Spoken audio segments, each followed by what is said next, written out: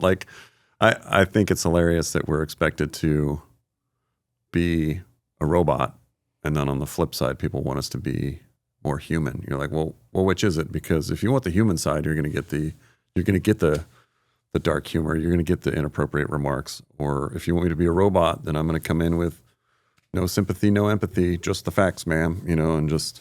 And people don't like that version either. Right. People don't They want the middle of the bell curve.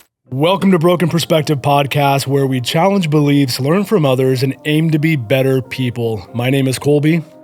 And my name's Jeff. And today we're going to be talking about the importance of humor in stressful careers. Why is it that people who work in stressful careers or positions laugh at things that most people would find to be terrible?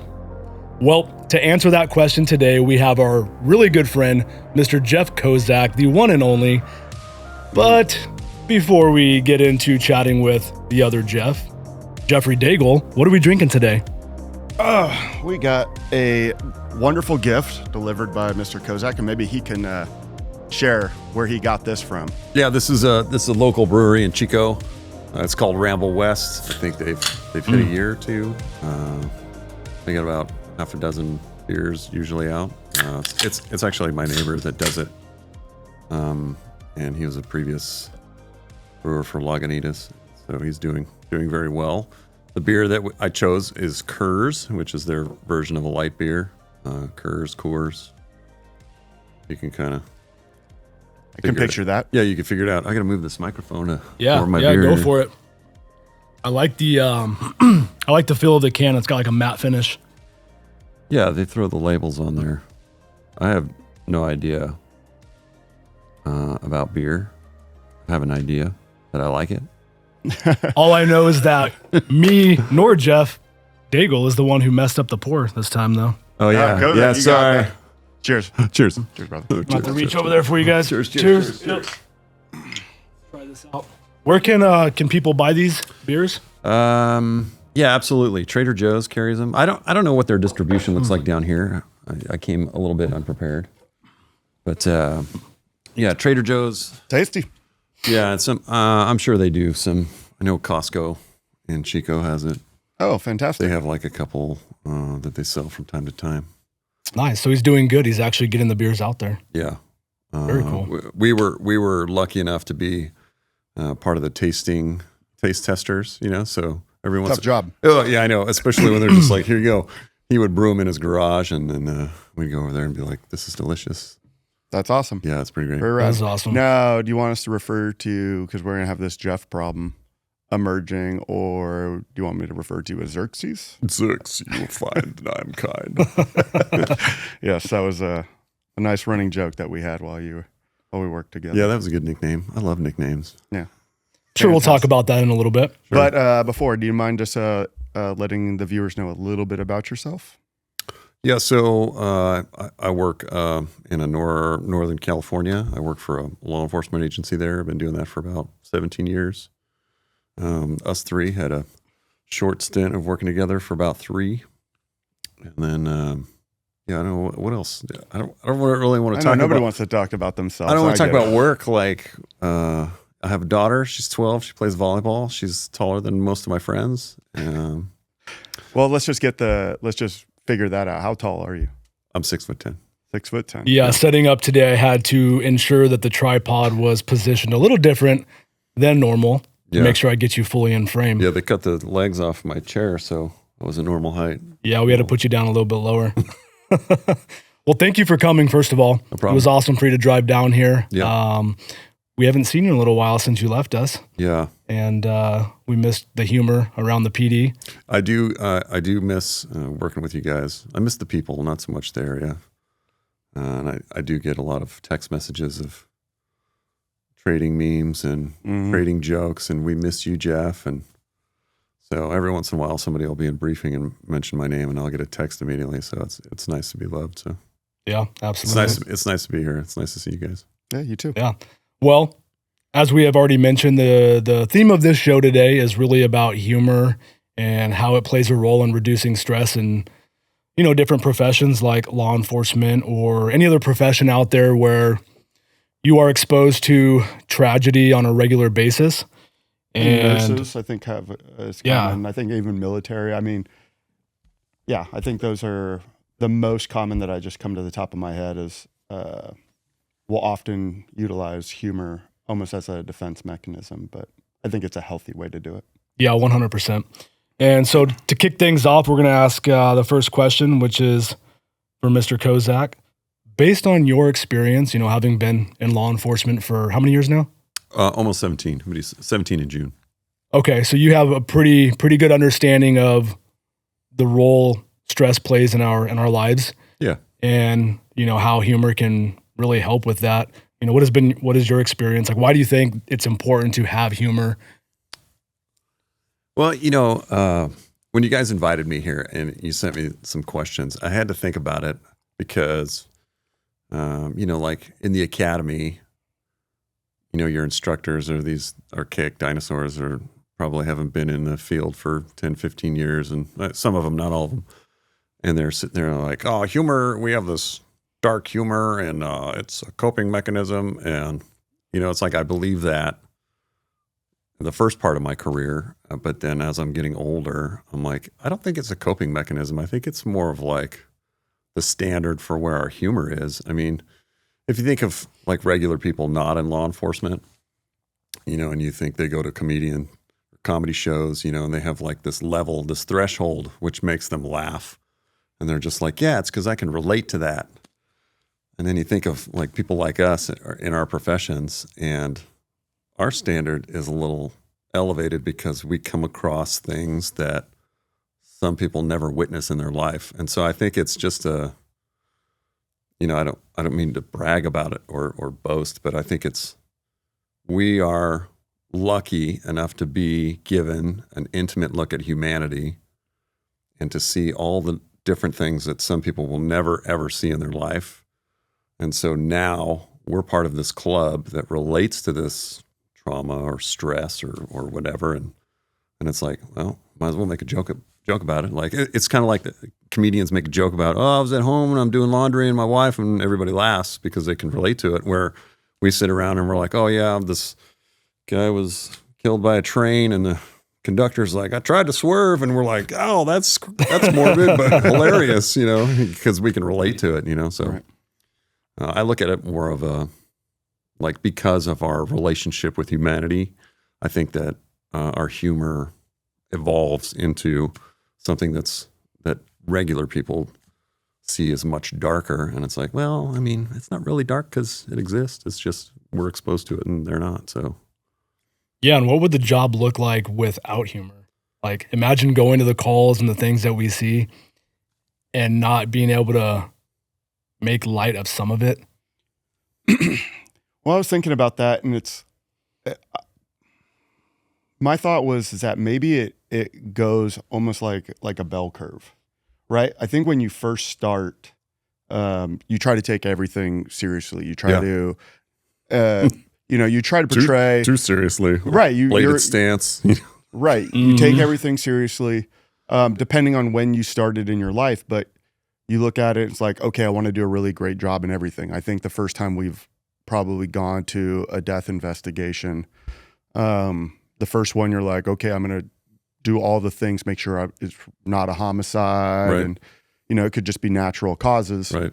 And then by the 20th time you've gone there to the same sort of call, it doesn't affect you in the same way, and so it's like, okay, now I'm dealing with this, and you can kind of have a little bit, it doesn't affect you in the same capacity. You still want to show empathy for the family. Sure. You still want to be professional. But amongst your peers, it doesn't feel like a big deal because I've gone to a cajillion of these. And so then it goes up and then it doesn't become funny, but you find humorous things that can be involved in that. Right. But then I was curious, like, does it get to a point where you've gone to so many of them that the humor almost goes away, and that's when you kind of become the salty, jaded officer, and it's like, that's okay. Is it now you're nearing the end of your career during that time, and that's why I think originally they put, such a like a 30-year career is like what you should do. You shouldn't go beyond that. Kind of like military. They put a short time frame on it because if you keep going to these critical incidents or keep going to these traumatizing events, you can't help but have that affect you. And I would say even 20 to 30 years is probably too much for most people. Too much, yeah, absolutely. You know, there was a thing on the internet the other day, or maybe it was on Instagram or something. It was like the amount of trauma that the average person will see in their lifetime outside of what we do is, you know, maybe one or two really major incidents. Right. That's not much. Whereas someone who works in law enforcement or, you know, like a critical ER nurse or something like that will see hundreds, thousands of situations, and you have to process that out throughout your career. You don't get to see a traumatic incident and just leave, go have a beer and relax. It's like, oh, I got more calls to go to. Yeah. Right. So yeah, I think it's definitely it's a process over a career, you know, but like you said, the more you see some of these situations, like the things you observe and notice change, you know, for, like you said, a death investigation. I remember the first couple, I was just never seen it, right? Yeah. It's like Boys in the Hood. Y'all ever seen a dead body? See a dead body? Yeah. You know, you're looking at it and you're processing it and you really don't know how you're supposed to respond even. Mm-hmm. You're just like, I was like a 22, 23-year-old kid going to a death investigation. Like, I never even had a death in my family at that point. Right. And I'm processing this thing, and, you know, you're nervous and you're trying to do a good job, like you said, be professional, take good notes, be empathetic. But then, after like 20, 30 of these things, then you start walking into noticing, oh, I've never seen one in that position before. Oh my gosh. Or it's like the Departed where he's like, he fell funny. Yeah, starting my career in Arizona where it's super hot, you get monsoon humid season. Yeah. And it's like a trailer, it's 110 degrees, and the swamp cooler's been running. Right. And you walk in and there's this body that's just bloated, like it's about to explode. You can't help but kind of like think, you kind of laugh at it. You're like, I don't want to be in here very long. Right. And you start kind of making fun of your coworkers, and you're like, hey, drawing straws for ones with the weak stomachs. Who's going to go in there? And hey, you haven't checked out this before. Yeah. Get this Get in there. Yeah. Get in there, new guy. The beauty of having trainees at some point in your profession. And that's when the humor comes, I think, a little stronger.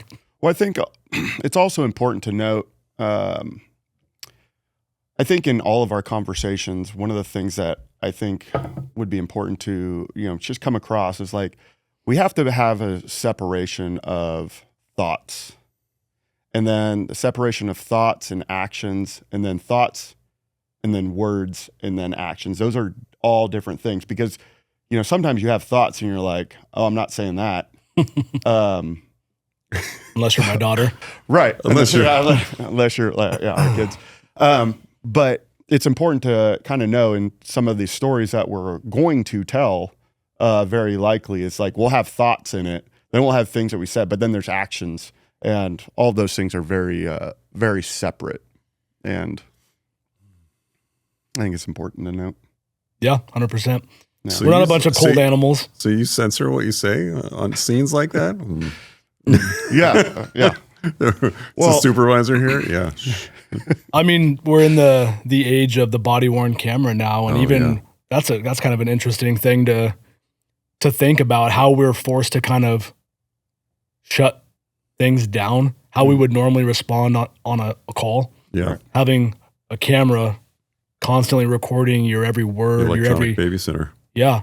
You know, and now we're not even thinking just for ourselves of like, how do I process this? It's like, how is my body-worn camera going to be perceived if I laugh in this moment, which adds a whole nother dynamic to just how we operate. Yeah. I know I've said some stupid things and done some stupid things on body-worn camera, but, you know, like, oh, if I cuss, I talk to the camera and say, oh, I'm sorry. Sorry for using profanity. You know, like it just comes out. Like, I think it's hilarious that we're expected to be a robot, and then on the flip side, people want us to be more human. You're like, well, which is it? Because if you want the human side, you're going to get the dark humor. You're going to get the inappropriate remarks. Or if you want me to be a robot, then I'm going to come in with no sympathy, no empathy, just the facts, ma'am. You know, and just. And people don't like that version either. Right. People don't want. They want. They want the they want the middle of the bell curve. Even when they're the suspect in a crime, it's like if you're robotic, you can't get any connection, and it's just they don't like that because you're like, dude, what are you? Yeah. Versus, I mean, I think we could probably all speak to it. How many people that we've taken to jail for horrendous crimes that like thank us for just the people that we are. Yeah, like when we treat them like how we would want to be treated. Right. Yeah. And I mean, you can get them sometimes to laugh a little bit. Yeah. You create a weird connection, but it's like you're just treating them like a person. You don't begrudge them separate of their act. Like you're just like, hey, I'm doing my job. I'm taking you where you need to go. Yeah. You know you did it. Yeah. But I don't have to be a jerk to you or anything like that. Absolutely. That kind of reminds me of a call that I had.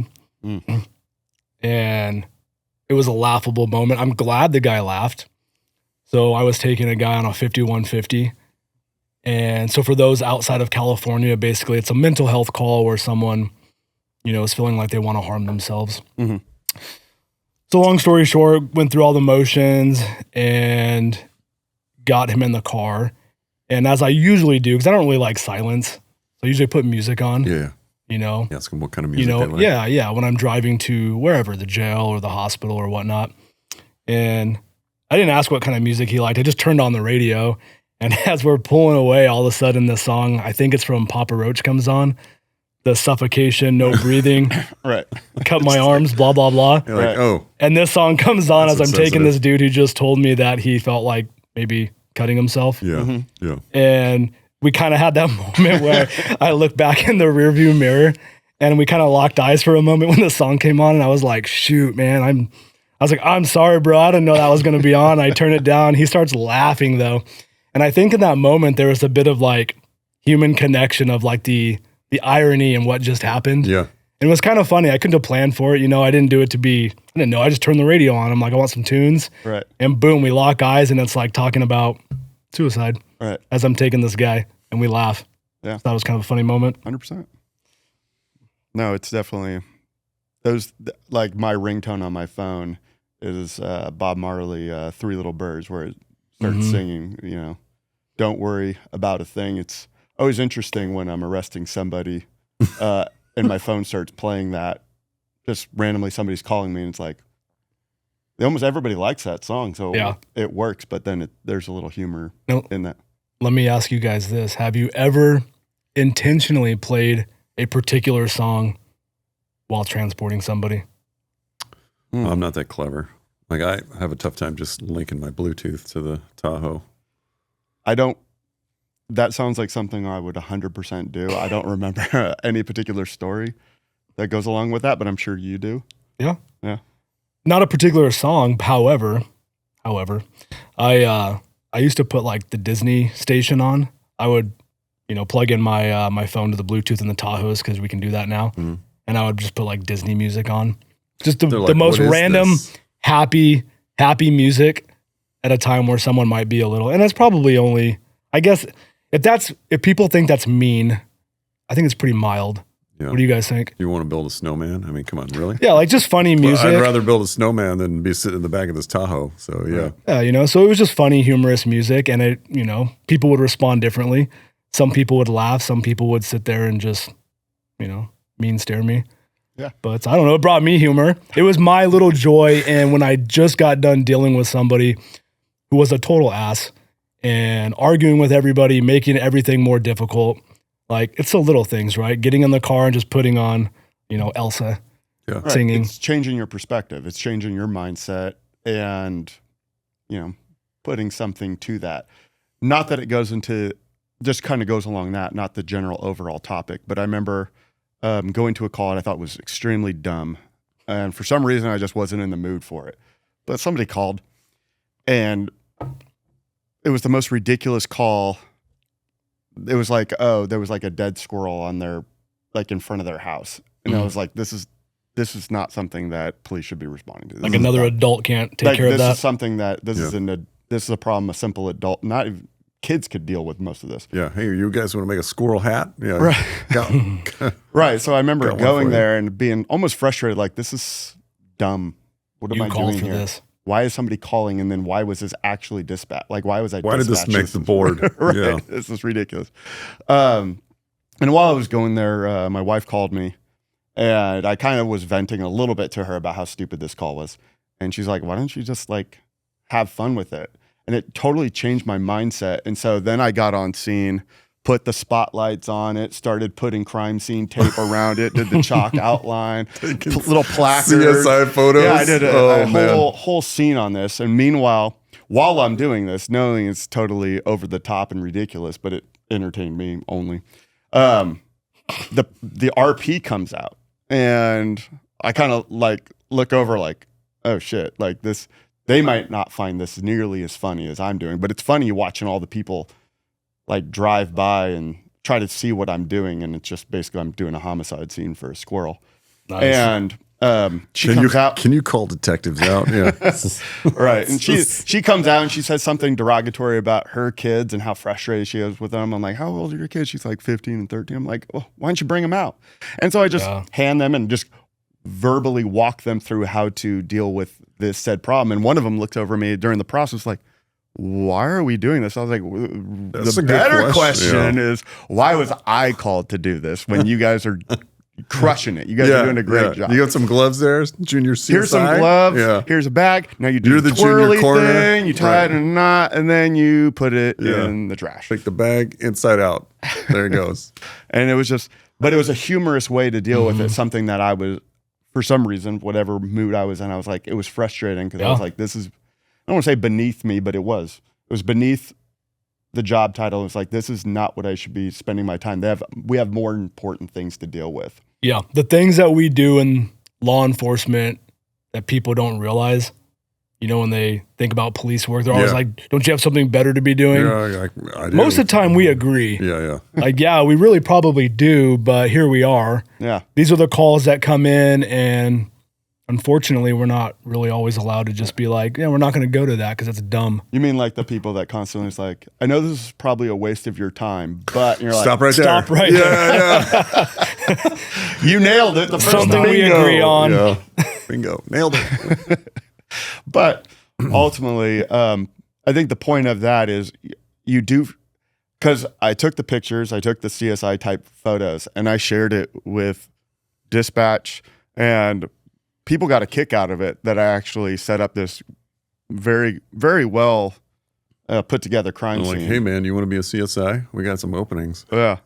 Oh, you did a really good job. It's your resume. Like, wow, you nailed it. Like, because so that it brightened me, which again helped me throughout the process, and I think it helped my coworkers. Just taking a humorous mindset to something that was otherwise dumb or frustrating, and just changing the scope on that.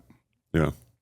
Have you ever, can you think of a time where humor really helped you or your team navigate maybe a more stressful event? An event. Or just in collective, like I know there's...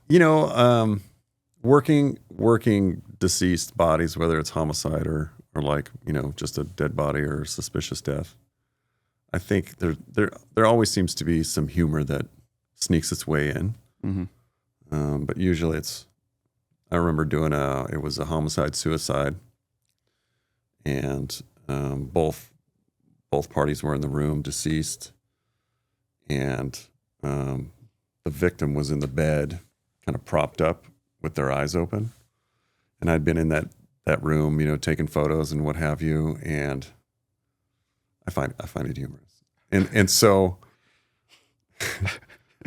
I'm just processing the scene, in the moment, got my uniform on, taking CSI, very serious time, like got to get all the evidence and blah, blah, blah. So I step out of the room and I just kind of take a breather, and I happen to look back into the room, and the victim is looking at me, they're deceased, and I about shit myself. I'm like, oh God, and did a little jolt. And then I immediately started laughing because I recognized, I'm like, that person is deceased.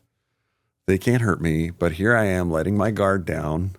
And then I look over and I'm like, geez, what are you looking at? And like Nacho Libre when the actual person pulls the coins off their eyes. Yeah. And it was had me dying laughing. And then like unfortunately for their circumstance, but it was like one of those moments where I'm like, I'm glad I don't take a lot of this stuff too seriously. It's like, this is a part of life, but it definitely helped me, throughout the rest of the scene. Cause I'm like, I can't believe I just scared myself.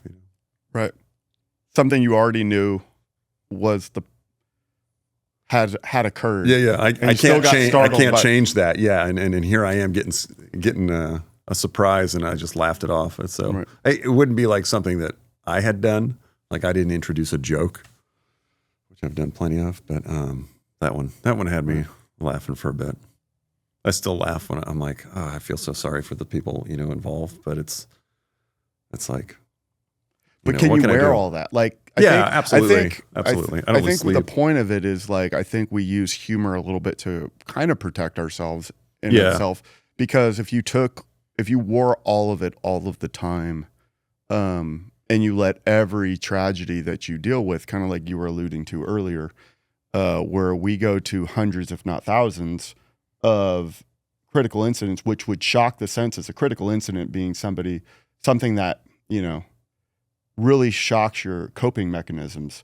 And if you just took all of them, with the heart and compassion, Oh, absolutely. like could you survive a 20, 30-year career with your sanity, or would you just be completely tapped out with all of the having to bring like professionalism, like that kind of a professionalism all the time? I think it would be extremely difficult. Yeah. I mean, you look at the guys that we work with or that we have interactions with that don't have a sense of humor, and they look at everything so seriously and like, this is a serious thing. And you're like, bro, there are 8 billion people on this planet, and there are far worse things happening right now.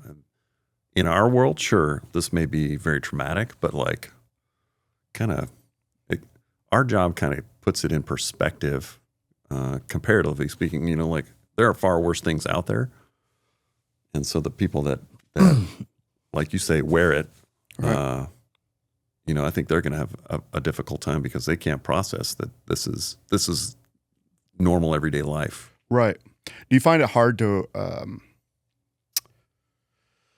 I guess what I'm trying to ask, like for some people who are close to that, sometimes they get bothered a little bit by our lack of Decorum. yeah, like I have a good friend, and his son was involved in like a car accident, and so he can show up being like Papa Bear, being scared, terrified. We're already there knowing that his son is fine, Right.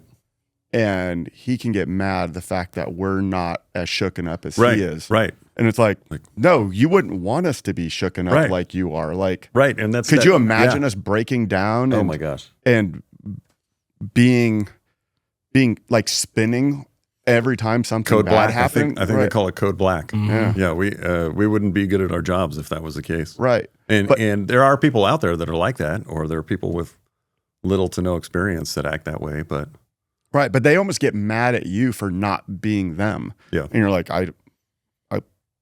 What do do you want you me want to me do? to Right. not overreact, but you want me to react in the Right. same emotional capacity that you're acting? It's Right. kind of unrealistic. Yeah. And that's that whole, like, we want you to be human to that extent, or do you want me to be a robot? Because like, I'm not going to overreact if it doesn't bother me. Like I Right. take the subjective feelings out, the empathy and sympathy, and people are like, you're a robot. And I'm like, no, I can just turn it off. Right.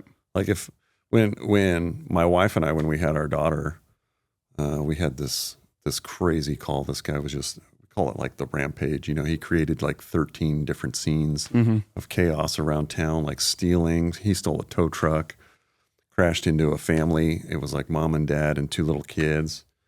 And so I'm at the scene where he runs, like I'm at the intersection blocking traffic because of the pursuit's coming our way. And when he crashes into this family, and like opening the back door, and there's like the infant is in a rear facing seat, totally clamshelled with like their little arms sticking out. And I'm like, whoa, that's traumatic. And then the toddler, He's in a front-facing one, and he's like leaning out the smashed door, and he's like, "What happened?" I'm like, "Bro, you were in a crash. Gnarly. Yeah, you pooped yourself, and you're in a crash." And so I pick him up and wear him, and I'm totally like vapor locked because I have to deal with the parents.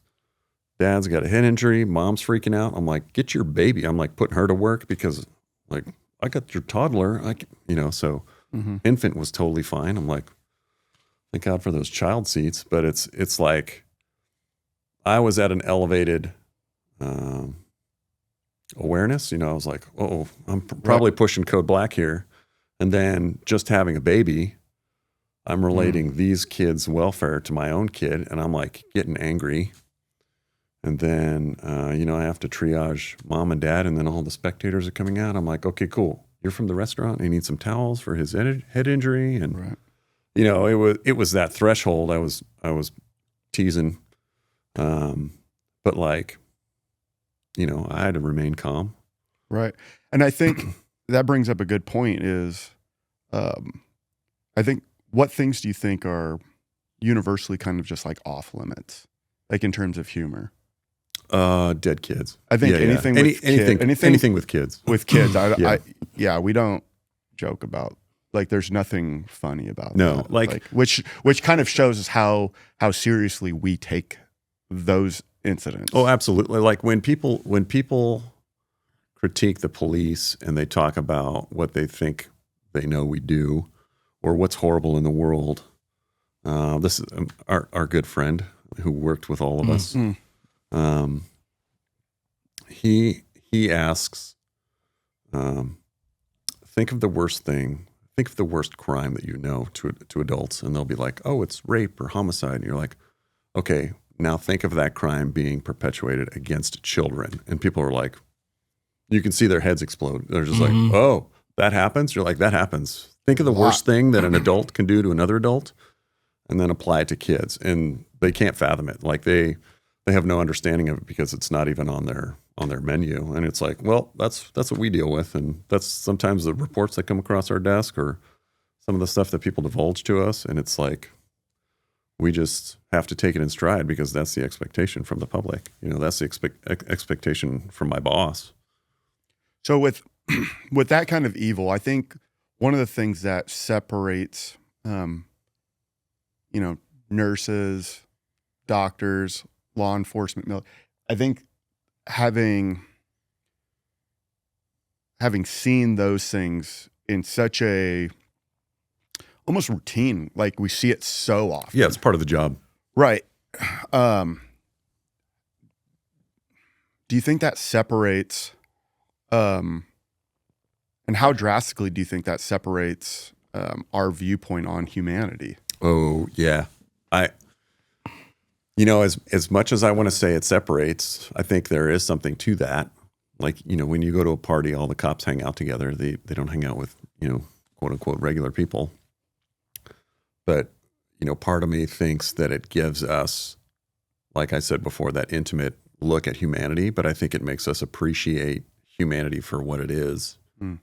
And like, it lets us appreciate the really good connections that we have with people, and so I think the part where it separates us from the rest of everybody is like we see what's important to us being in this profession and professions alike, and then we look at the things that are like frivolous, like we don't need the drama, I'm going to talk about the weather. It's like, oh, have you seen the newest movie? You're like the superficial conversation. Yeah. Like I don't really care. I don't really care. Like I'll go see a movie for entertainment, but I'm not going to sit here and have a 30-minute conversation about something that I don't even care Celebrities. about. Celebrity. Yeah, that's exactly it. Like celebrity, all that stuff that people just like have to, have you seen the new cell phone? I'm like, that's great. That's really cool technology.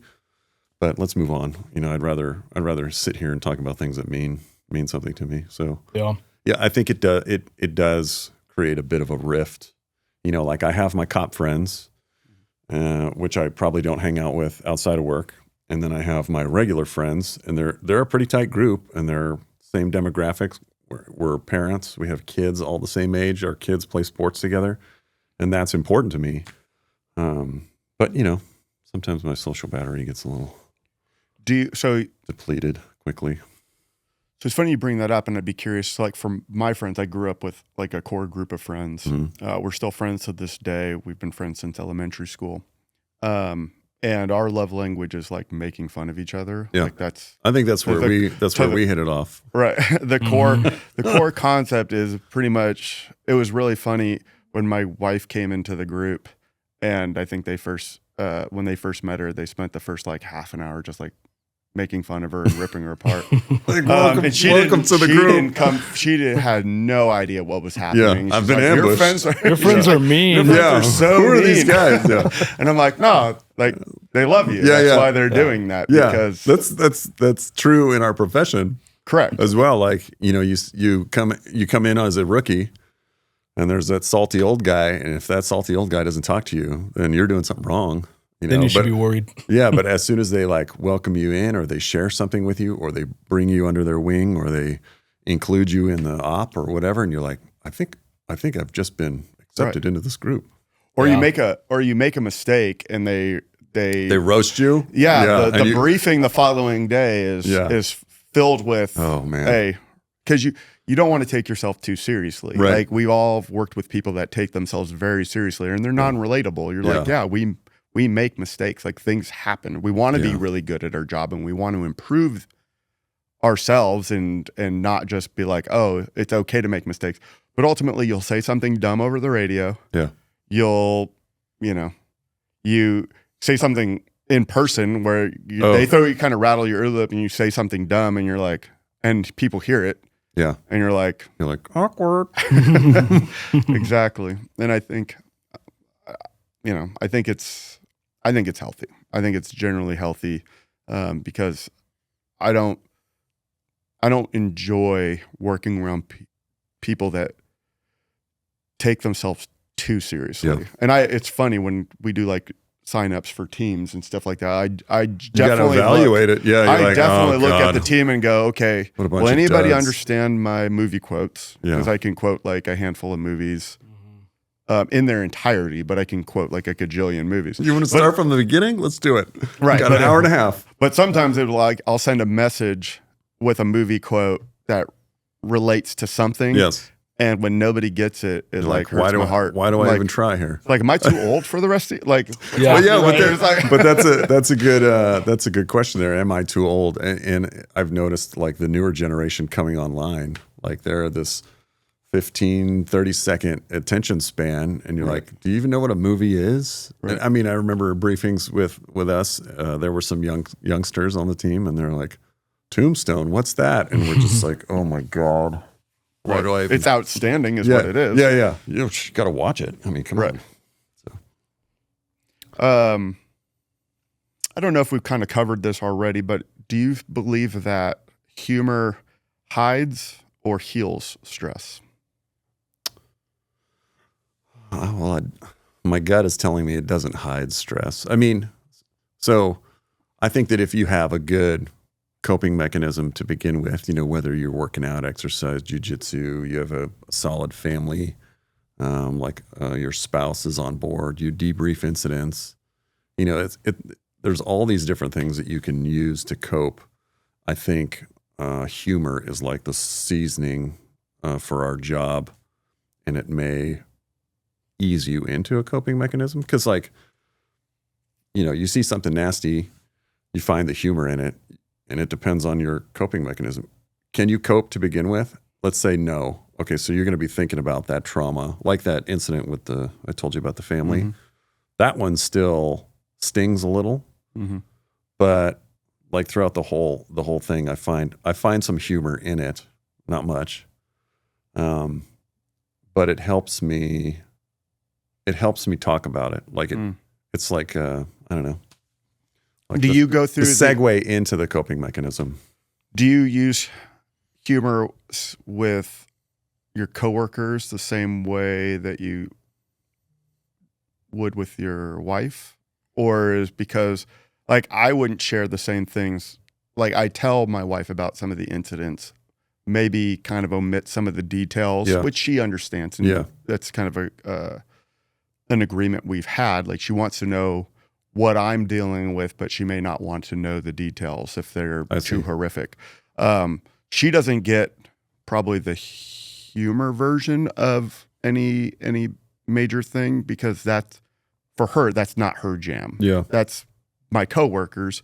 That's more of our jam. And Right. so I don't know if that's a reasonable response to that. I don't sugarcoat things with my wife, and she's been fairly receptive for the most. I mean, like, I can't think of anything where she's like, "Whoa, hard stop!" Like, I don't want to talk about that. So I think I've been lucky in that aspect. The sense of humor part, though, is when I make, like when I was talking about the different degrees of where we find humor, like normal people find humor here, and we're at a higher level. I think that my jokes are a little too much sometimes, because sometimes I'll talk to them, I'll say career related jokes in my regular friends group, and they're just like, oh, come on. Like, they don't really laugh. And I have to wait for one of them to bring a certain topic up that's their comfort level or their world. One of my friends is a doctor and he's doing surgery, and he brings something up, and I'm like, oh man, I've got 6 jokes loaded in the cylinder right now, and so he'll say something off color or humorous or whatever, and I'll be like, oh man, here we go. It reminds me of he just gave me a green light, and then I will add a joke of a similar nature. And so, like, there's a part where I bring my sense of humor down, and he has now elevated his because he's coming across a new topic or new genre of humor in his life. And so I think that it's like the, what do they call them? The Venn diagrams, where they got the 2 circles, and then the middle part bleeds. It's like regular friends, cop friends, and then their humors. Sometimes they interact. It's learning to read the room too. Yeah. I found myself in scenarios before where I'm like, especially doing what I do now, owning a business, and that's probably been one of the biggest challenges I've had in working amongst people in different fields. Like, I'm so used to, if I was instructing or teaching cops, the way I present and the language that I use and the things that I say or I reference, like joke-wise. Yeah. Versus going and dealing with, owners of businesses that were talking about making them professional marketing material. Right. And there's been times where I'm like, oh, I got a funny idea, and I mention something, and they just kind of hard stare at me like confused. Why is that funny? That makes me uncomfortable. Yeah, and I'm like, man, I got to remember my audience, like who I'm dealing with, and it's a process for me, having worked in law enforcement for so long, transitioning out of law enforcement now as a business owner, and that humor thing it's important though to realize though. Do you think it makes a difference on even how, like, potentially you leave law enforcement versus like you're retiring, you're calling it quits, versus kind of maybe even for somebody like a mutual friend who, has to medically retire or something like that? It's like, do you think there's a difference in being forced to kind of almost change yourself to get back to identifying and, I guess, resonate with regular people who share a different profession versus? Yeah, I definitely think so. I feel very fortunate that throughout my career, I've always maintained a variety of hobbies outside of work. Yeah, I think that's big. Yeah, and I'll shout out my father-in-law for giving me that advice before I became a cop, because he was a cop for many years. And I just remember one of the small conversations we had together when we were chatting about me going to the academy was, I just remember him simply saying, like, just all the friends that you have now, keep them, and just keep doing all the things that you enjoy doing. Yep. And still be yourself, still be Colby. Yeah, still be me. Don't get so wrapped up in the seriousness of the profession, like we've already mentioned. We know a lot of people. We've all met people that. Yeah, the guys that take it really serious and like law enforcement is their identity. That's their identity. Yeah, that's wild. I don't know how. Well, I can imagine how challenging it would be to have a career cut short, or due to medical injuries, due to whatever. There's a variety of reasons Cops Most people don't finish their Most career people like don't a do successful- 20, 30 plus years. Right. You know, and that's the reality. And it's only getting probably more common. Yeah, all the pepper guys. But for the people that didn't maintain a variety of hobbies and, outlets, Right. I think it would be a lot more difficult to transition into something different. Yeah. Whereas I was always interested in doing media and social media and filming and had a woodshop business for a while, Heck and yeah. like I've always Woodworking's been an rad. entrepreneur. And so I think I spent enough time keeping myself busy outside of the profession that this transition has been a lot easier. That being said, there's still some elements of it that are hard to break. Yeah. With like, I think my threshold, like you mentioned, is different than a lot of people in terms of humor. Things that I really even give a shit about, people that have small talk with you. Yeah. And you're just like, this is so minimal, or not being able to relate to the struggles people have. Yeah, you can't really. It's kind of like the guys and gals in the military, when they're active overseas and they come back and they got to adjust to regular life. They're like, This is what we're complaining about. right. Like I just got shot at. I just spent a day going to 3 or 4 different households that were 10 times worse than what you're bitching about. Mhm. And it's one of those things you have to put yourself in check and remember, like, well, to that person, that is the most difficult thing they've experienced. Right. And so there's always this balance, I think, as cops. You're always trying to like fine tune of who you're around, how you're presenting yourself, are you being empathetic, and all of that. So yeah, it does make a difference how you carry yourself throughout your profession. Dude, And it's difficult. I mean, 10 or 12 hour shift of having to deal with other people's problems, and you're like constantly trying to balance, okay, where is this on the importance scale? Like I have to get rid of that. I have to do my job, but then it's like, how do your little personal biases, and they sneak in. Like, this is boring. Let's get out of here. Let's get out of here, Jeff. Old Chico Jeff. Yeah. Sit there and, I got a call. Yeah. Immediately it's, Oh, we got a really? call Okay. coming. Yeah. I didn't hear that. Yeah. got a priority, got to go. You gotta go. Yeah. So speaking of different calls, working together, you've been in your career, you've worked amongst a lot of different teams, a variety of people. And I think one thing would be good to kind of point out as we have this discussion is the general public probably sees a lot of cops as they're all the same. Yes.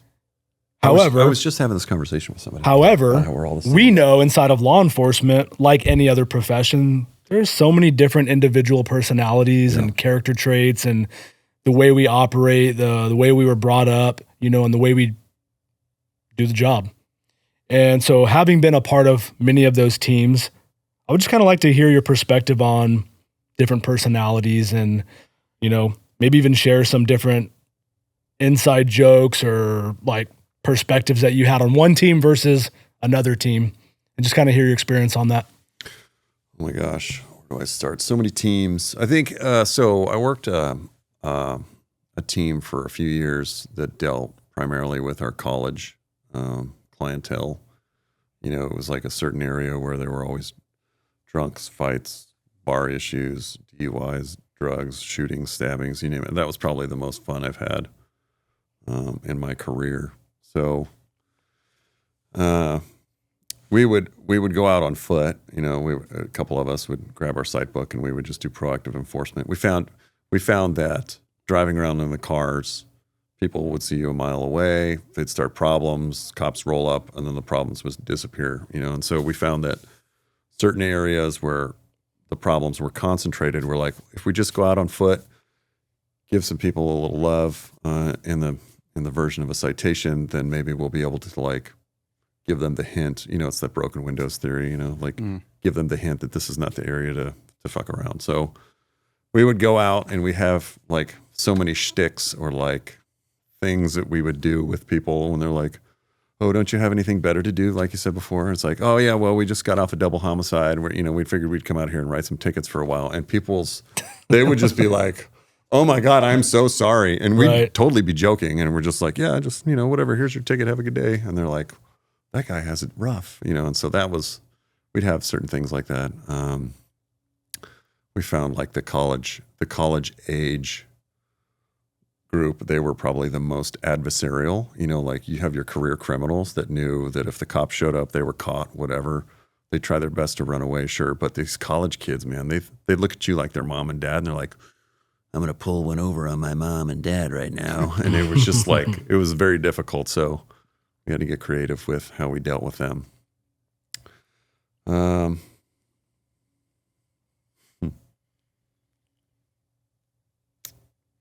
I don't know, man. There's so many things that come to mind. Like we would be writing a ticket and I would say something to a partner like I'd be flagging our next citation receiver. You know, I'd be a next violator. I'm like, this one right here in the red skirt or whatever, and some girl would get offended, and she'd be like, "What are you talking about? A girl in a skirt?" And we're like, "Hey, mind your own business. You're interrupting. You're not that important." And these kids would just get deflated when you tell them they're not important, you know, because they're sticking their nose in our business and stuff. And that happened more times than none. Like people would have to meander into whatever investigation you're doing. You're like, do you even have any say in this? Wait, who are you, a witness? Get out of here, dude. Like, what's going on here? I have the right to know. You're like, oh, okay, what amendment is that in the Constitution? You have the right to know.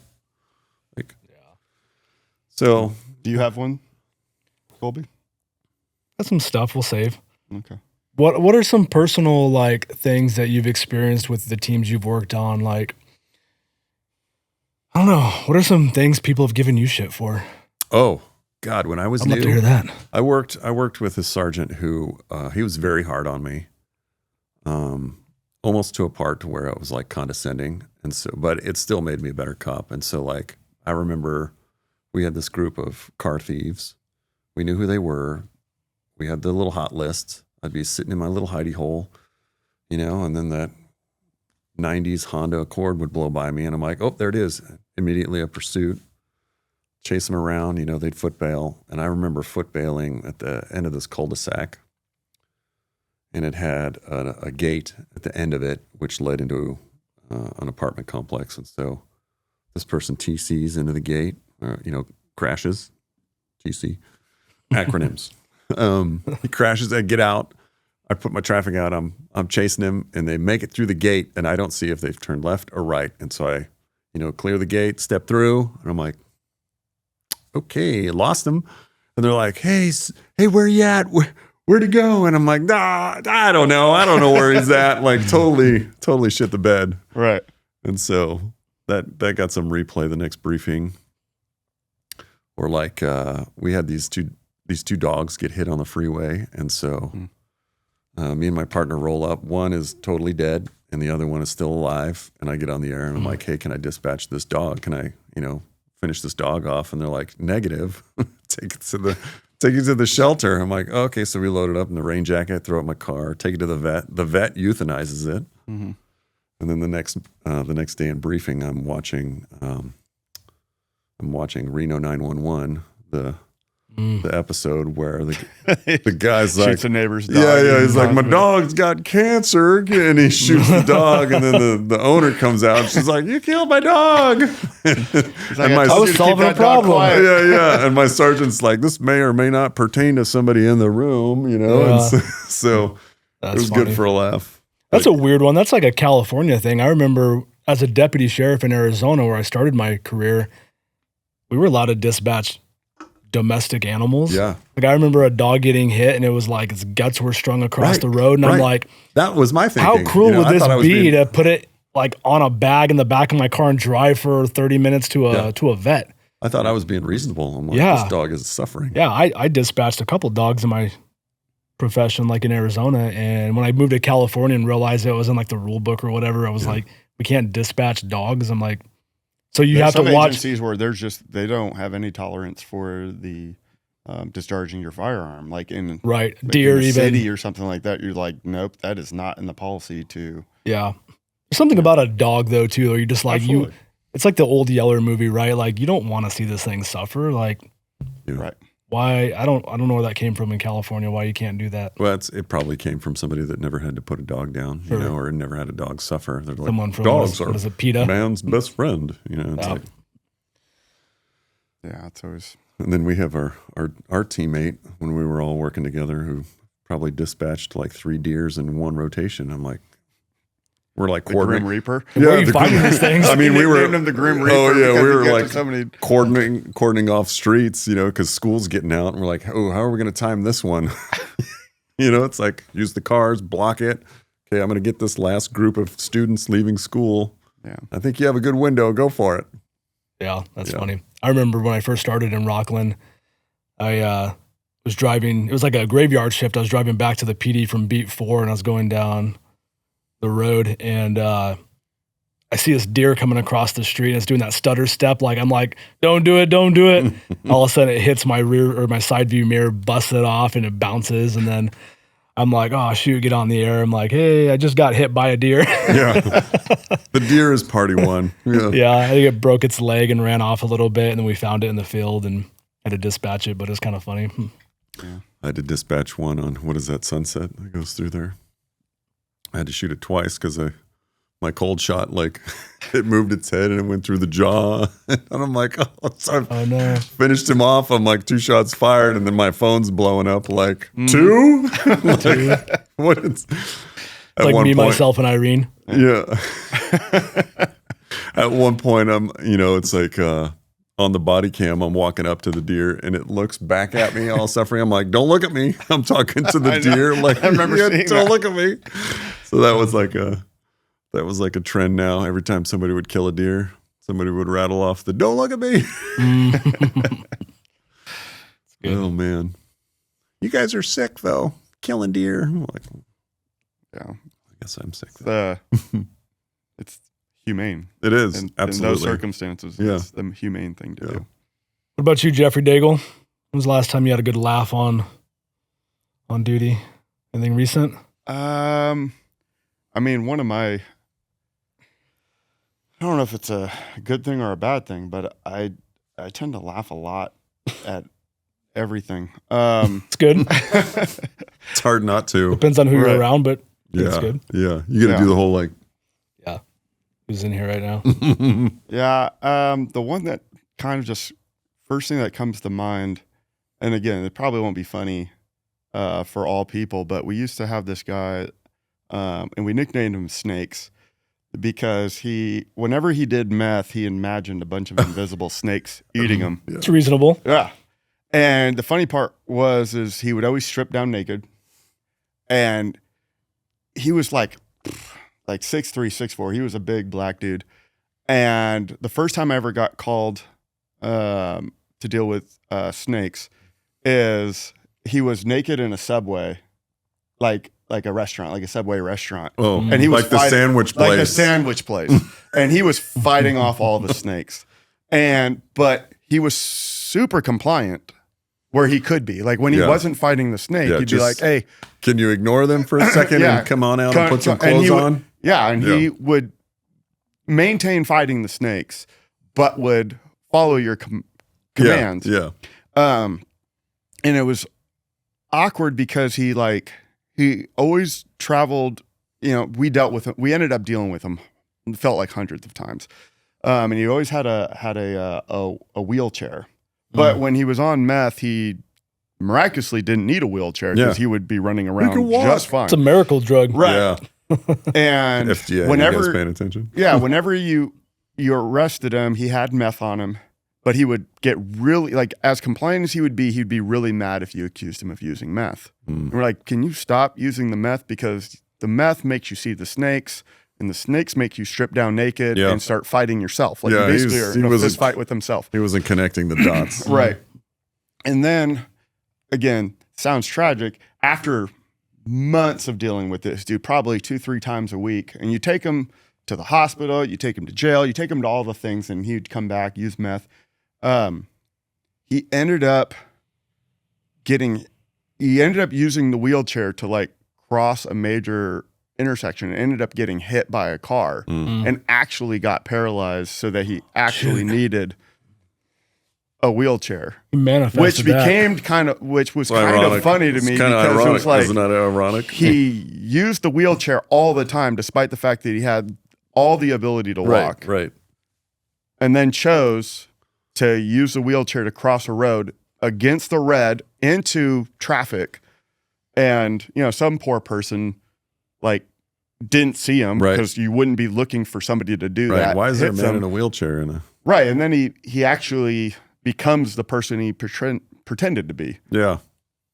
And I it's remember one of it's one of those like, did God just have enough of watching this debacle? They're like, okay, forget it and zap him. You know, Right. Like, So he got the nickname for our team of snakes. It's like, here's snakes again. Anytime, because I mean, every call that I'll be out with snakes. every call that came out, it was so identifiable that who we were dealing Yeah. with. It wasn't like, it was like you'd hear, it'd be like some male black screaming about snakes. Snakes, and you're like, You already know who it is. Like, Yeah. can you run out so and so because he's dealing with snakes again?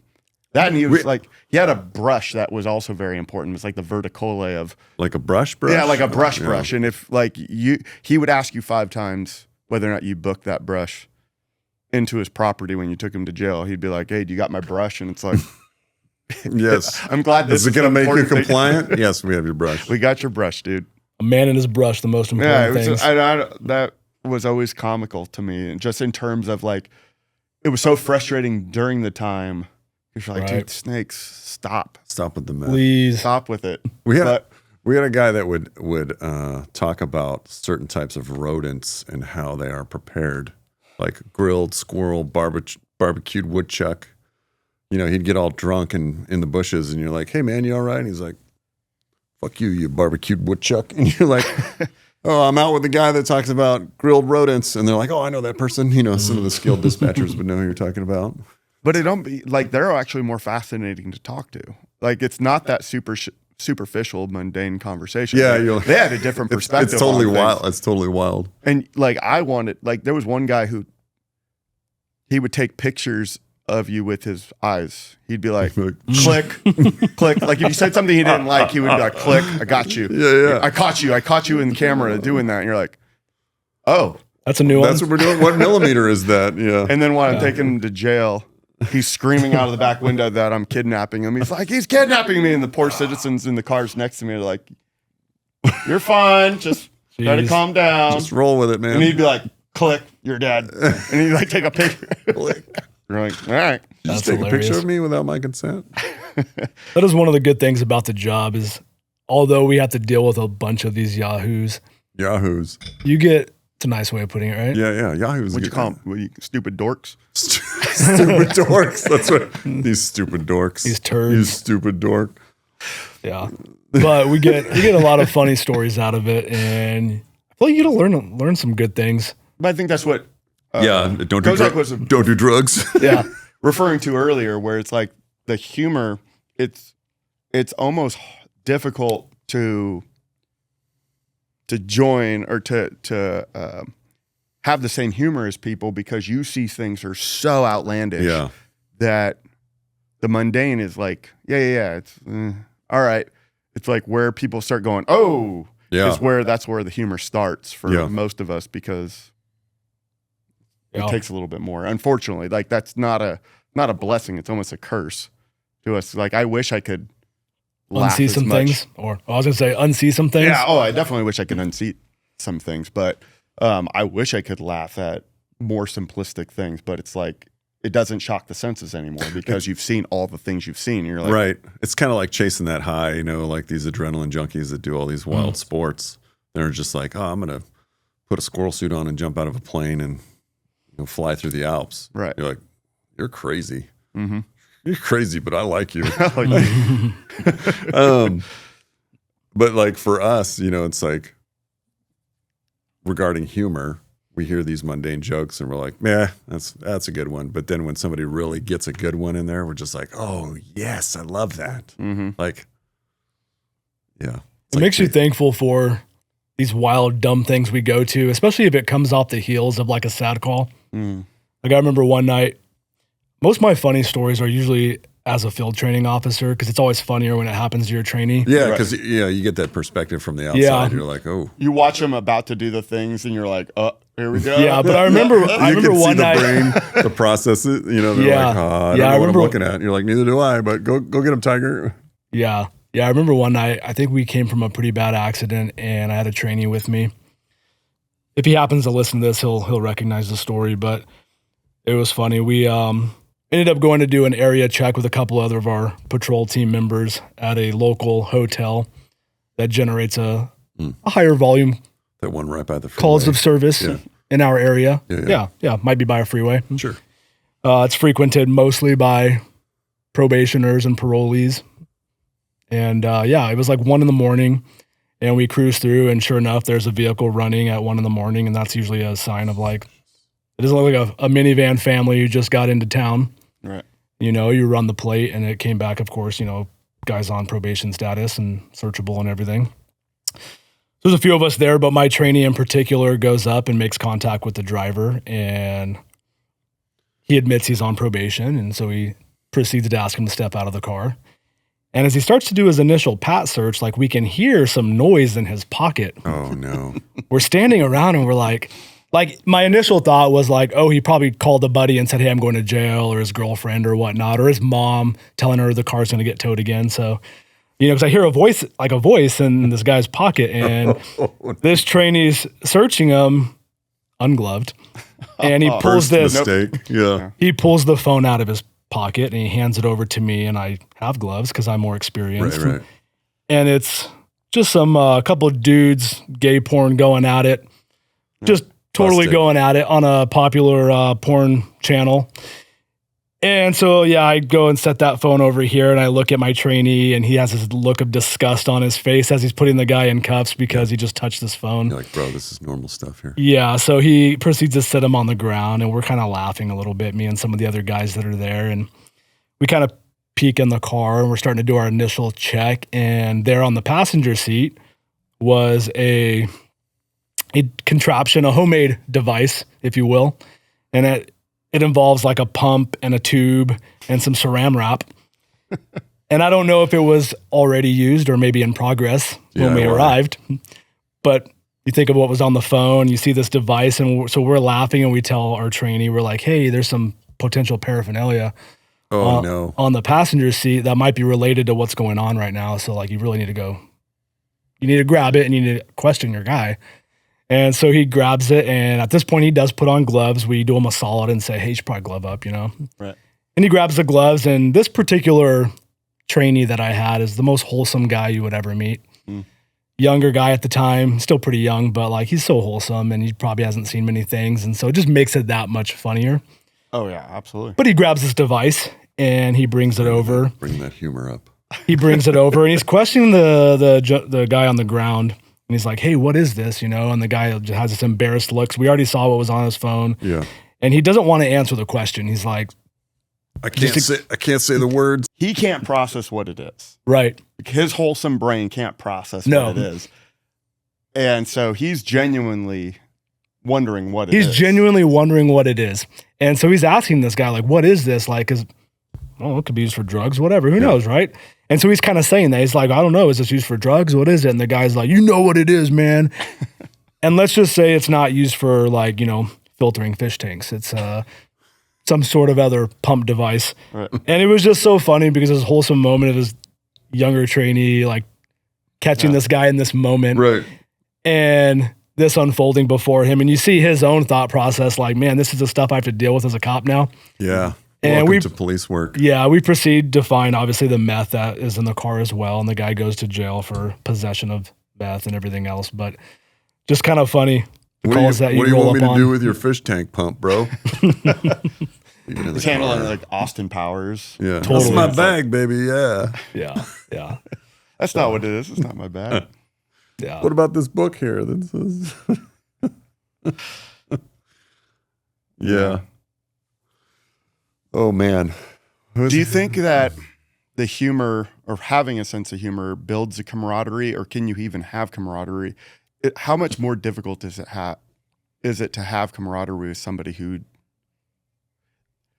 not everybody's funny. Like I can like I'm not a funny person. I just like to laugh at things. Yeah. Can you have camaraderie on a team with somebody who just like doesn't have any sense of humor, who Or do you kind of just like go, okay, it's not for them, so I'm just going to kind of steer more clear? How do you handle somebody on your team who's like, hey, they're not going to laugh at any of this stuff? Oh, well, my first go-to is if I find somebody that has a tough time laughing, I try and get them to laugh. Mm-hmm. You know, I'm going to use my close friend as an example. So he's from Germany. His dad was very serious. And when I met him, I'm like, oh, his dad doesn't laugh, but I'm going to try and get him to laugh. And when I didn't, this was before I was a cop. And so I forgot what I said, but he like wholeheartedly laughed. And that was almost the best feeling in the world. You're like, I made you laugh. Right. I win. Yeah, I win. Yeah. And so I think that's my go-to with, if I find somebody that's a little uptight, I try and find out what makes them tick. Mm-hmm. And see if I can't like loosen them up. Because if you laugh, man, like that's going to put you at ease. And so even if you're uptight, even if the job is so stressful for somebody and you get them to chuckle or something, you're like, I just loosened you up. I just gave the old uptight bolt a turn and loosened you up or whatever, you know? And so that's my go-to. But then, you know, there are some people that are just like, they think they're super cop and everything's professional and I can't use swear words and I can't break policy. Yeah, we know we can't break policy in the law, but like that is their absolute hard line, is they cannot do anything outside of what would be perceived as funny, or I don't know how to describe just no it. fun. Like, no fun. No fun. No fun. Yes, like, absolutely hey, no fun. Here they come. Officer, no fun. Yeah. That's somebody I like, yep, here they come. Commandeer, everyone's fun. Let's the fun police. Yeah. Let's get all that. Let's take that. There's a couple of those, but it's usually because I think they lack life experience, or they just take themselves seriously, and that I think we all think we take ourselves seriously, but it's healthier to like be able to poke fun. I use the like growing up playing sports.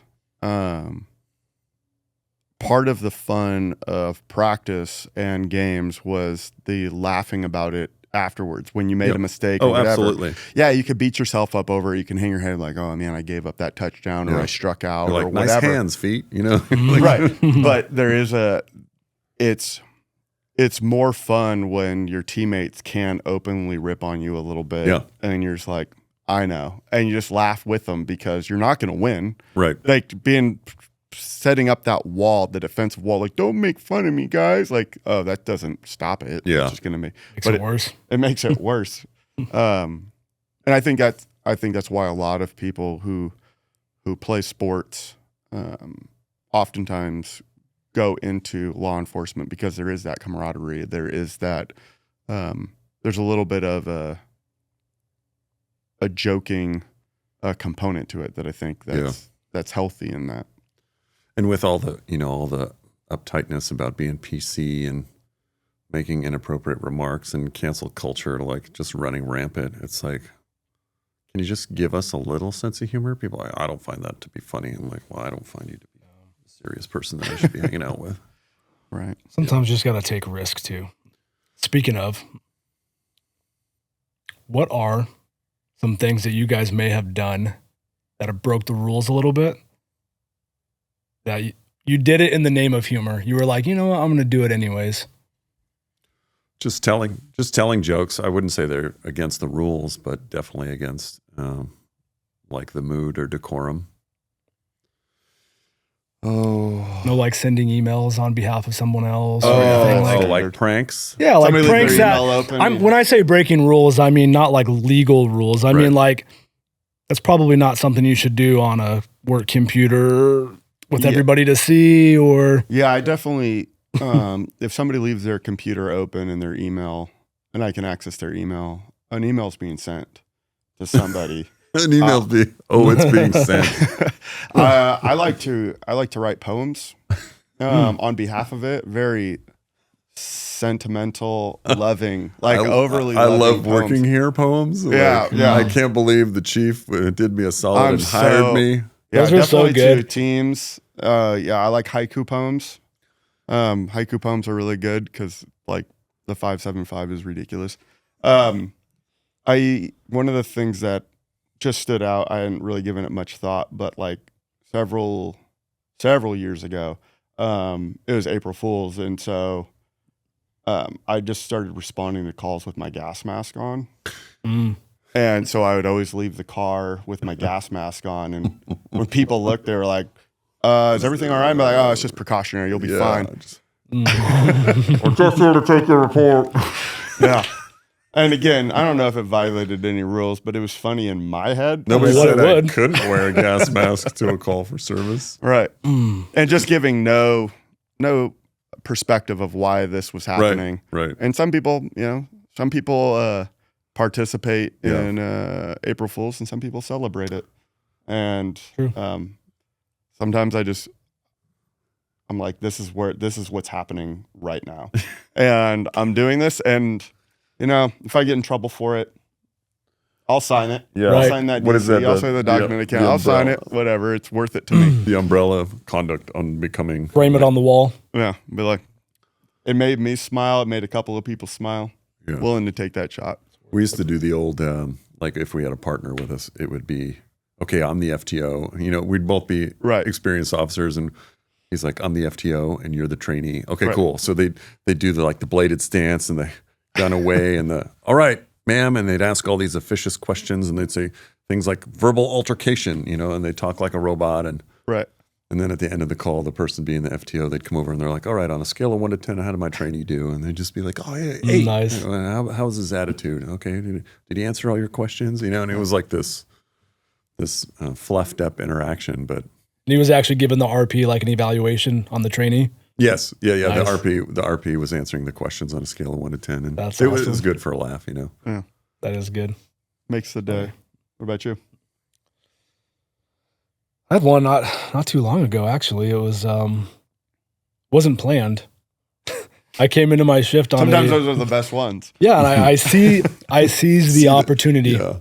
The door opened. Yeah, it was, I came in, one. so I was working weekdays, and I came in on a Monday morning. It was a weekday day shift, and I'm doing my, because I'm so professional, I'm doing my pre-shift inspection of the vehicle before I get in it. And there's a hair weave, an extension. I remember that. In the back seat. And I'm like, that's odd. That's normal. So my first thought is like, okay, 1, I don't know anybody in the department patrol-wise that wears this. 2, it's obviously probably someone that got booked or whatever. And so, I had a couple decisions I could make. I'm like, I can go throw it away, but that's not necessarily the right thing to do either, because it's someone's cherished property. It's probably been out on a few nights, and they probably want it back. I want it back. I mean, if I wore a weave, Yeah.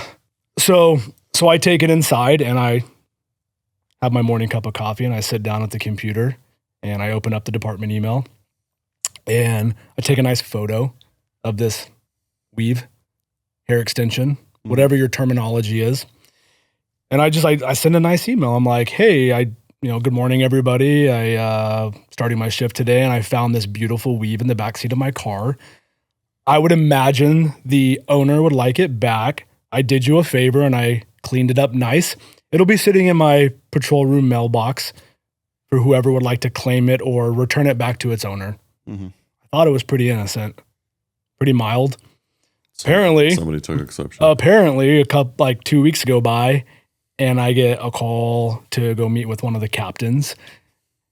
And I'm, good morning, sir, whatever, sit down. And I proceed to get a talk about how unprofessional, even though it may have been a little funny to some, it was unprofessional, and someone felt that there might have been some racism behind it. And I'm like, racism? I'm like, what are you talking about? Is there a different name to call it? Or is there not even a direction that I even thought in my brain. First of all, I still don't even get where that is from necessarily. Right. But he proceeds to tell me, well, someone thought you calling it a weave was like you were being racist.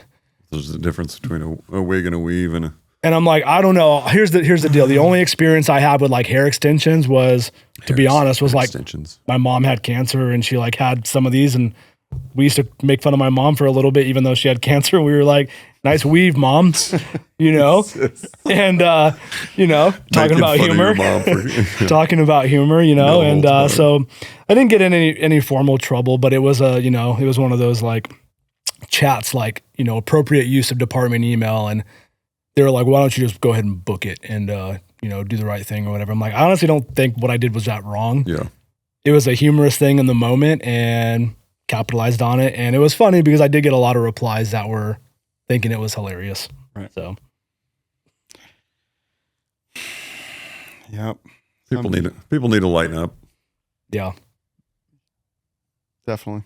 Take yourself seriously, not Yeah. too seriously. Yeah. What can you remember the last time you were offended? I think I've been more offended lately by the people who are so uptight, like they presume the worst, and you're just like you're getting in your own head, you're getting in your own way, and like these people that presume the worst, and you're like, you know, which works great, especially in negotiations. That You're always like, makes you're like, people relax. Can you surrender? And by the way, take a deep breath. You need to relax. My wife always relaxes when I tell her to relax. Yeah. Works every time. It goes over well. Just yeah, Is nothing it- gets somebody to calm down. Yeah, are the feds paying attention? You're I got this overreacting. great, Why didn't this I think great of new negotiation strategy they can teach. Just tell them to relax. It works every time.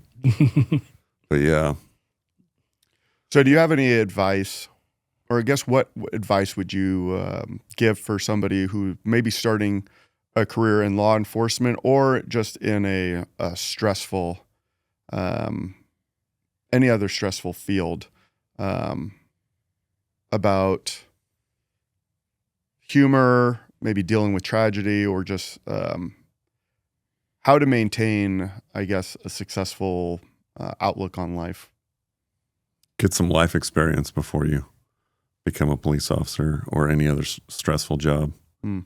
Like I find that these young guys that this is their first job, like they may have worked a retail job for a year and then they decided to become a police officer. Like they're the most uptight because they have no idea what they're getting into. Get some life experience. Know yourself. Like keep yourself grounded. Like have those people in your life where they're just like, these are my friends. That's my spouse. These are the people that remind me that this is me. If you have kids are great for that. But yeah, I don't know. I see a lot of people that already have these preconceived notions of what policing is when they become a cop, and they're just coming in knife handing everybody. And, you know, they're like, I'm the authority. And I go, are you really? Right. Like, you know what? You could probably catch more bees with not knife handing somebody. You know, like if this parolee wasn't sitting on the ground with three of your buddies watching your back, he'd probably punch you right in the face, and rightfully so. So, I mean, that's been a lesson for me too. Like, don't come into this job and assert your dominance like you're the authority. The authority's been created. Like people know their rights. Everybody is more aware of what police can and can't do nowadays. Just look at the problem. Solve it the way you can. Don't be a jerk. You know, I don't know. Golden rule: treat people like you want to be treated. Yeah. At the very least, don't make things worse. Don't make things worse. Yeah, it's not that hard. I mean, some people are really pushing the envelope in that department. You know, you go to a call and somebody shows up, and you're like, you can clear. You know, like, or you cancel them before they get there. I know I'm outing myself right now, so. If you're my cover and I cancel you, that's not always the case. Yeah, some people are definitely they draw that line in the sand really quick, and they're unwavering. Unwavering, yeah.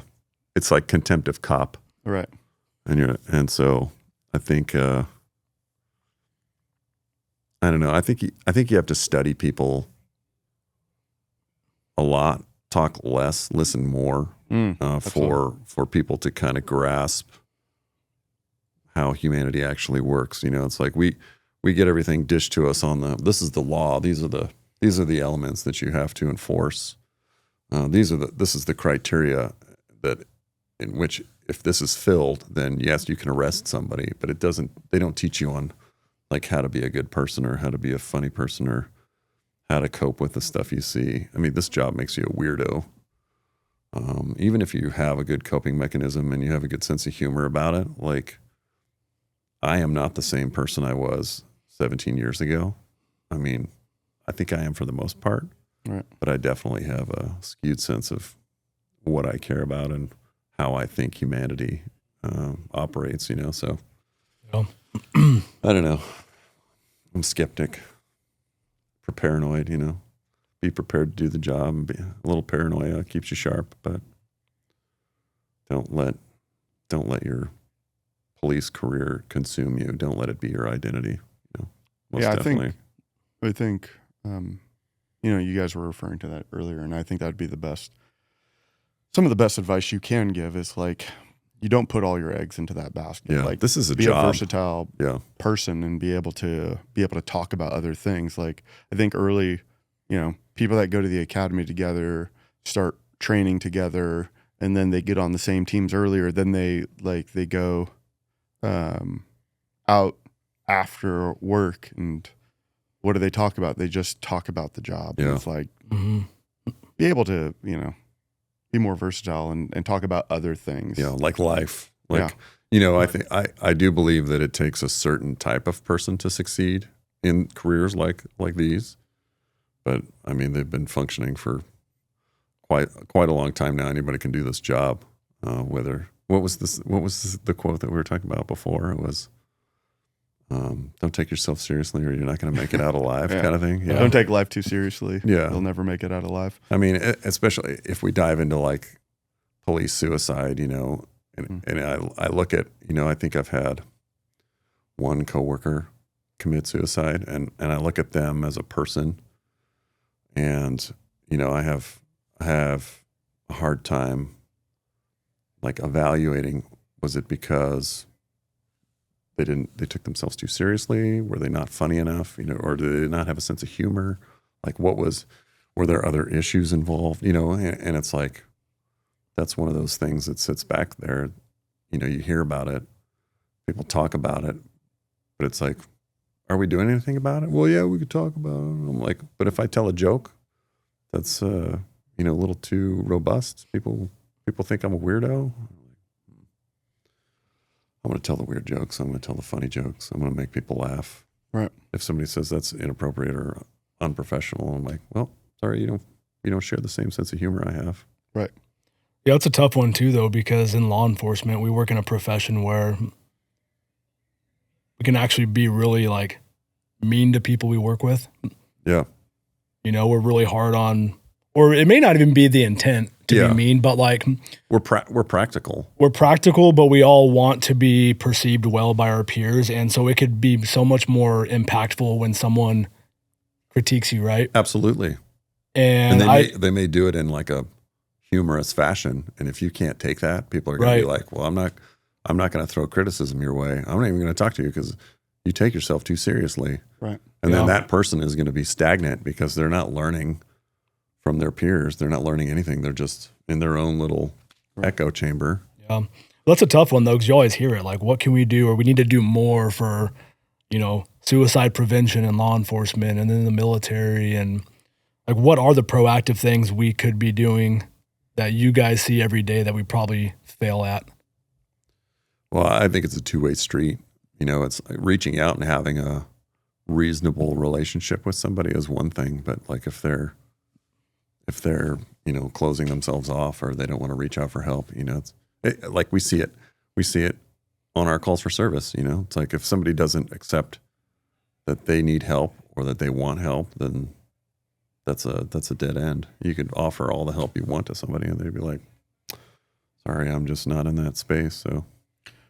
Right. I think important thing is to have people that are willing to reach out and recognize, like, you have a group of people, and that's what's the value of a team, and you get a basis of their behavior, and you can kind of hopefully with observers be able to see a change, and just have caring people that reach out and then have resources available. I think that's the strength of any like peer support program or wellness program, is essentially like, okay, it's not for the officers necessarily to have all the answers. It's to be able to recognize, reach out, and be like, "Hey, are you all right?" I think officers tend to do that decently well. I don't think we ask for help very well, and I think where I try to talk to like people on our wellness team is just like understand it can look like I don't want to say a cry for help, but it can look like hey, you available for a beer? And understand that if that's not a weekly thing or something like that, if that's not common, that could be an indicator. Yeah, absolutely. And so I think it's important to be able to recognize when somebody's maybe going through something, or maybe there's a potential that they're struggling from it, because we like to protect not only ourselves from our department, but also from our families a little bit. Like, we don't want to create the stress on our families. So a lot of times there's a gap in the person that's in between is the officer. Maybe there's family life struggling. Well, they keep that from the department. Maybe the department life or their career life, but they keep that from the family. And it's like all the cards are really in the hand of the person going through it. And sometimes you hope that before they hit that, I don't want to say breaking point, but before they hit that point, somebody can recognize something, or there's at least a connection enough to where there's a trust built up that they're willing to say a little bit more. Right. And say something that indicates, and having the wherewithal, if you hear that, to be like, oh, that's something. That's not just somebody just throwing something against the wall. That's something that somebody's looking for an ear or a kind heart. And that's the challenge, right? Is how do we decipher, like you said, some people appear as though they don't want help. But how do you or us or people decipher? Is that someone saying they don't really want help, or they are just afraid to be vulnerable enough to say they need help? Vulnerability, absolutely. And that could be a difficult thing, because some people might be like, hey, fuck, they don't want help. I reached out. They kind of shut me down. It's that text. If you need anything, let me know. Right. And I think that's, if I had to say I had a complaint, not a complaint, but just like where I think people could do better, it would be going deeper than just hey, do you need anything? Yeah. Because when you send a message like that, it feels very much like you are just doing it to check a box. Yeah. Especially if you're someone who on the day-to-day has never really stopped to say, how's it going? Right. Mm-hmm. Or when maybe we stopped in the hall and said, hey, how you doing? You never really followed up with something meaningful beyond, doing good, sir. Like, the go-to. What's the name of your kid? Yeah. And I can speak on this just a little bit. I didn't have any major issues throughout my career. I was very blessed, but with just injuries and stuff like that, I can say there was very few people who really genuinely I felt when I was off duty from an injury, like when I had my neck surgery. There was very few people who I could feel the emotion when they messaged me and said like, hey, do you need anything? It was different than someone who never speaks to me saying, hey, let me know if you need anything. Just checking in. And when my instant in my memory, the last time I had an encounter with that person checking in was me saying, hey, how you doing? Like, blah, blah, blah. And them just being like, good. Yeah. Walking through the hallway. Yeah. Right. Or me trying to ask maybe a more personal question, like, oh, like, what do you do outside of work? And they're real short with you. Mm-hmm. And then now that person's in a role where the expectation is to check in, and you get let me know if you need anything. Right.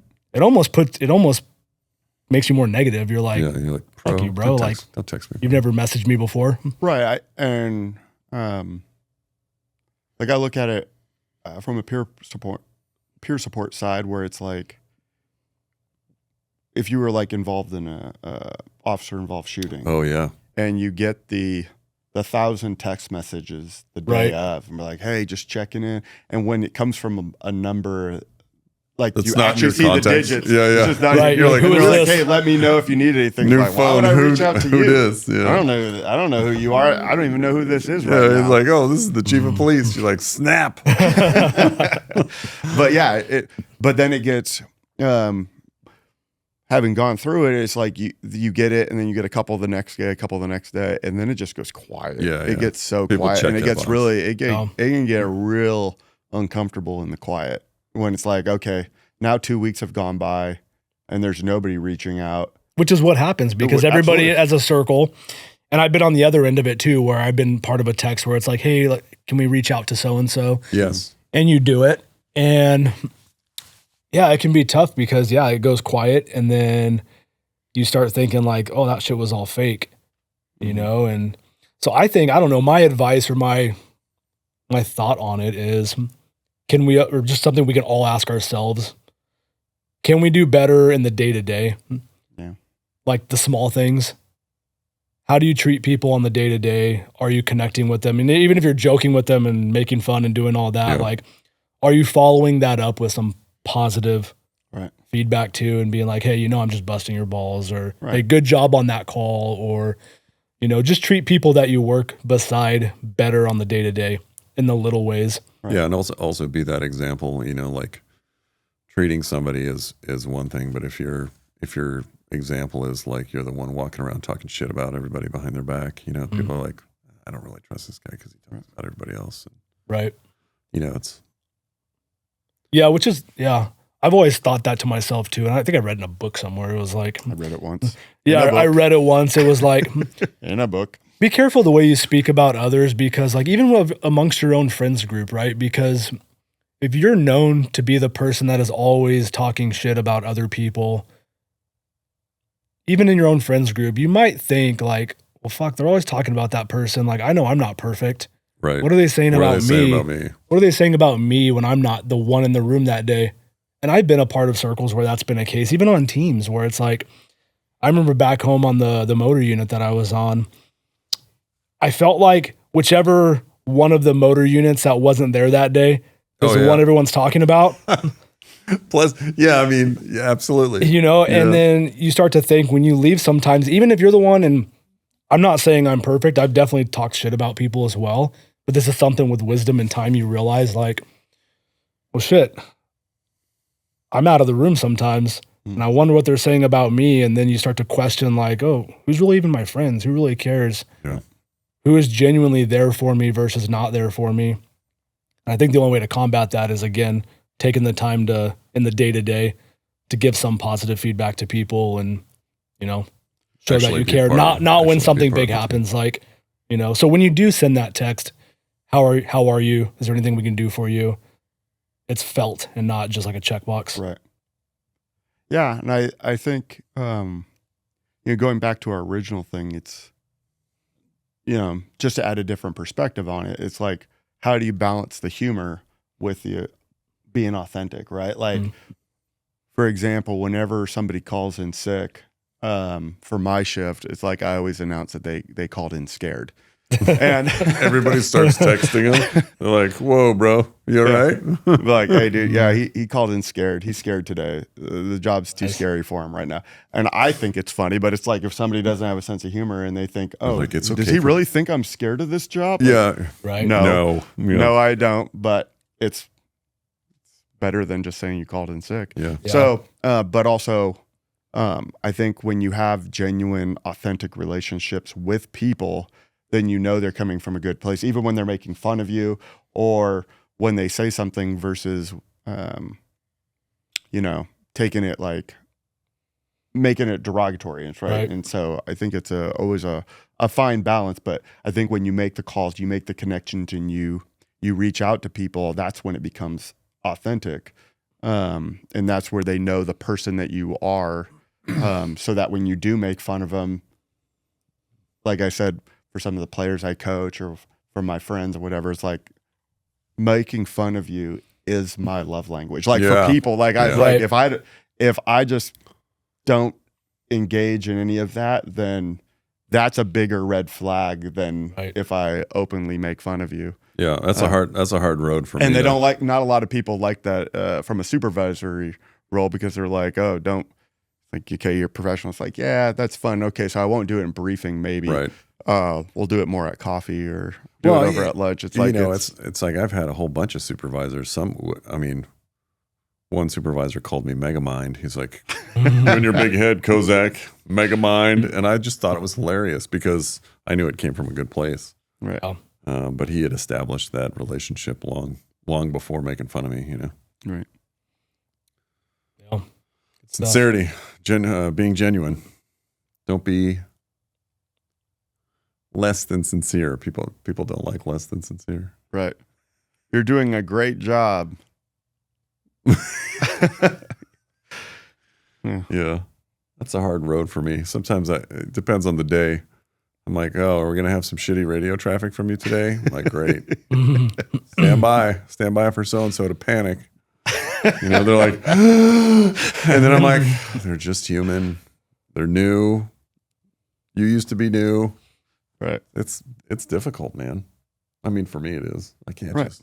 But it's the most fun to make fun of those flaws versus getting actually upset by it. Like, Right. You can get mad about hearing it and be like, why didn't you get your radio traffic? Oh yeah. But it's not going to make it better. Yeah. It's not like that. It's more of like being annoyed. Yeah. But I feel like you earned that sometimes though over the course of a career though. Absolutely. Because that happened to you. Yeah. And so it's like you earn that saltiness a little bit where you just make fun and razz people. Yeah. Absolutely. I want people to succeed. Sometimes I just want them to succeed faster and more efficiently.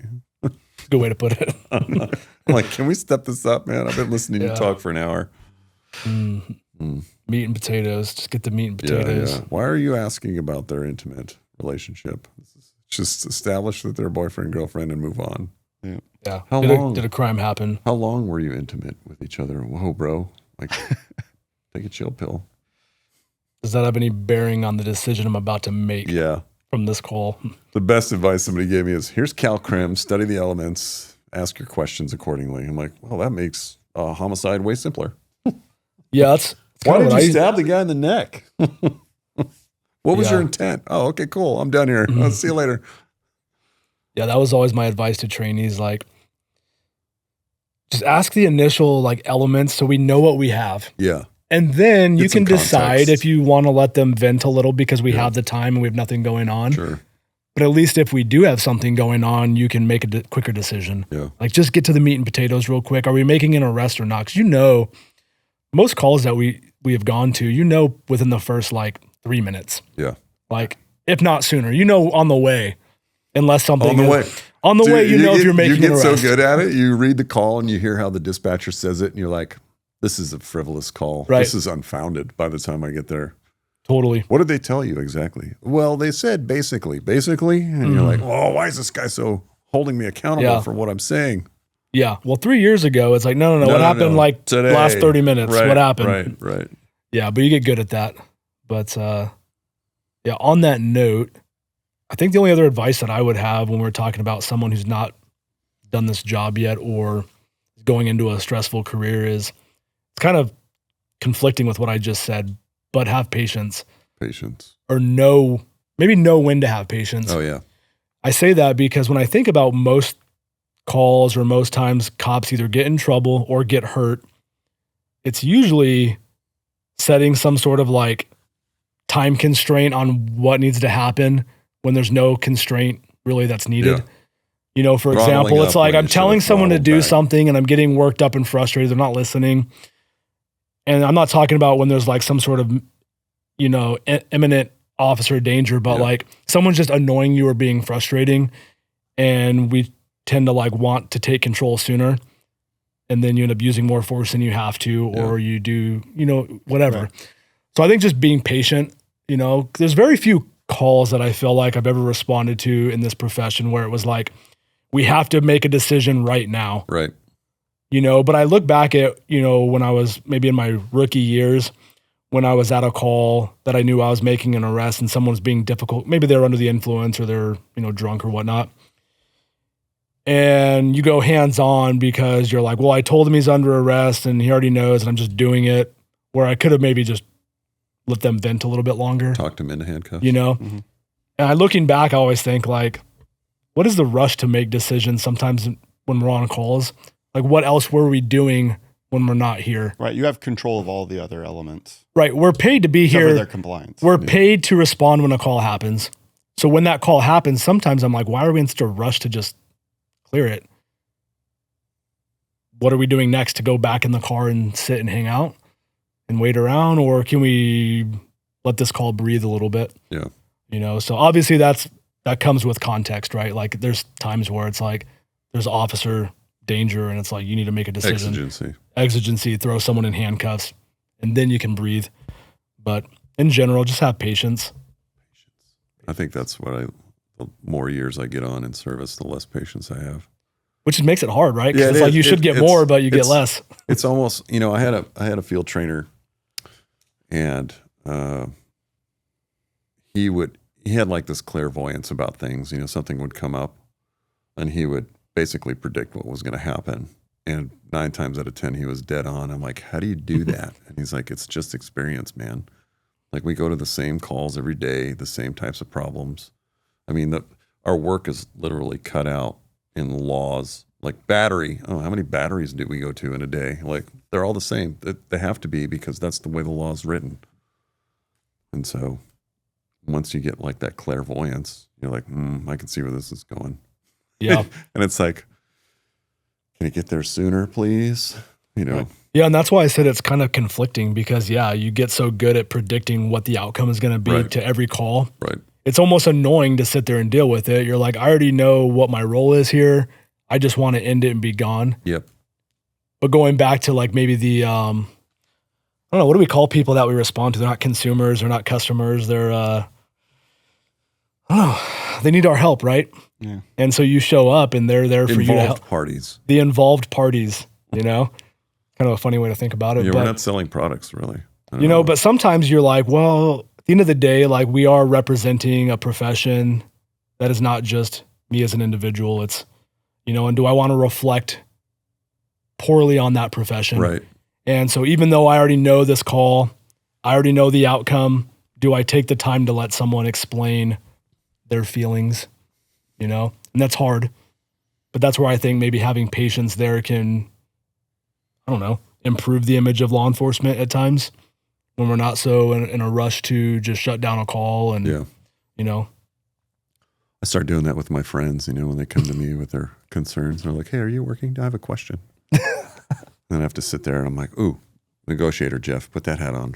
And I do like active listening. And iMessaging, you know, iMessages. It's like, oh, I understand. And what I'm hearing is, and then throw some empathy in there. Yeah, and a positive little positive, yeah. Yep. Yeah. And then just active listening stuff. Yeah, and then just give them the solution. And they're just like, this is great. I'm like, oh, that worked. It's customer service. Yeah. Yeah, customer service. Sometimes it's good. I have my opinions on that. Well, cool. Not right now. We're a big customer service department right now, and we're going to edit this out, right? This part. Maybe. Yeah, we can talk about it afterwards. Fair. All right. Any other stories you guys got? Anything we're leaving out on humor? Stories.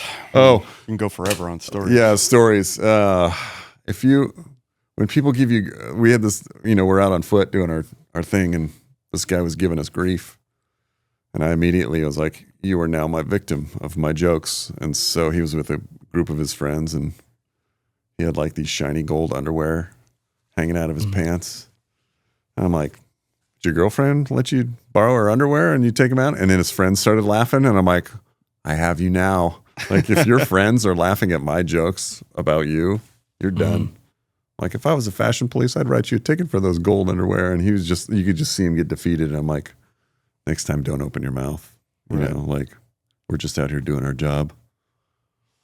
But yeah, humor can get the best of you sometimes. It's like, this is my superpower. Like, if I make your friends laugh at you, you're going to be ridiculed for the rest of the night. So totally not professional in today's standards. This is, you know.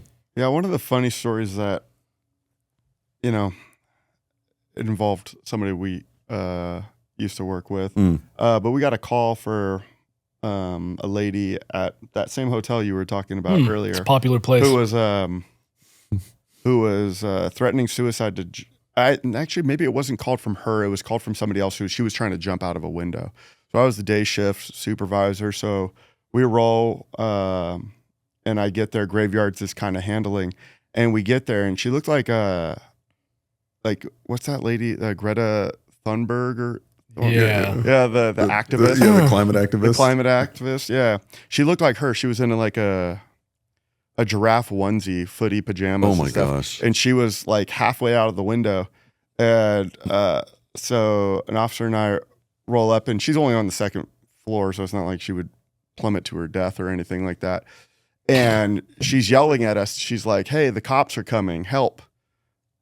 And I was you kind of look down, and you're like, I don't know. Wait, we are the cops. Right. Yeah. I don't know That's what weird. uniform you think we're wearing, but so she's like, quick, hold this. And she tosses down a meth pipe. Oh, And I then- vaguely remember this story. Right. And so catch the meth pipe. And it's like, she's like, help, the cops are coming. And you could hear him like knocking on the door, asking her to open the door. And so she starts like trying to climb down. And the other officer's like way taller than me. Not quite as tall as you, but significantly taller. Right. So he's able to like grab the bottom of her foot. And she's like, grab my other foot. And I'm just like, I totally can't. I'm just like, a full foot. I got shorter. you. I'm like, I got I nothing. can't reach any farther. Right. So then she ends up kind of jumping. We catch her. And the AMR is just sitting there right there. So we just like carry her like a baby over to like The gurney. and put her on it, strapping her down. She's like, I don't have any meth on me. You can check my fallopian tubes. And we both stop. Like it just rattles us. We're like, we just grab our body. And we are not No. checking those. We're not checking her. Is this where this fallopian pipe came from? Yeah. Yeah. But it was just like the things that people say. It's like, No thanks. yeah, not Pass. doing that. Yeah, pass. Like just looking at the camera like, you heard that, right? Cool. We are not doing that. You're crazy. But again, Crazy it was just people. funny that she's trying to escape the police by jumping out of a window. It was almost like reverse psychology. Where Right. she was trying to like psych you guys out. I don't know if If that I was jump smart to or the police, they'll let me if I go. run to them, they'll think I'm I'm not guilty. right. I don't know. Smart, kind of. No. Yeah. It was wild. It was wild. But that just one of those things that just adds a little bit of a story that I was just kind of Just jumped just in stuck there. with it, Just yeah. jumped in there. I had a trainee one time. He was very charismatic with people. And this was the time of, was it COVID? It was probably COVID. And he pulls this lady over for a traffic violation. She has a mask. She's all by herself in her car. And she's very like, stay away. stay away. You can't come. There's 6 feet. Mm-hmm. I'm requesting you. And she's yelling at us while we're walking up. I'm requesting you stay 6 feet away from us. And he goes, request denied. And he's like brand new. And he just does, Like he a waves his Jedi hand. mind trick, Yeah. like- He's like, request denied. And I'm just sitting there chuckling. I'm like, oh, relationship with the public, 7. Like 7 out of 7. Right. I'm like, dude, that made my day, man. You just Nice. cracked me up. That's funny. Yeah, there's some wild people out there. Yeah, it's an Great interesting communication. profession. It's an interesting profession, to say the least. Mm-hmm. It's a great profession. It's fun. And it's hilarious. Oh, absolutely. That's, I think, one of the most positive thing about the profession is the stories Yeah. that you get.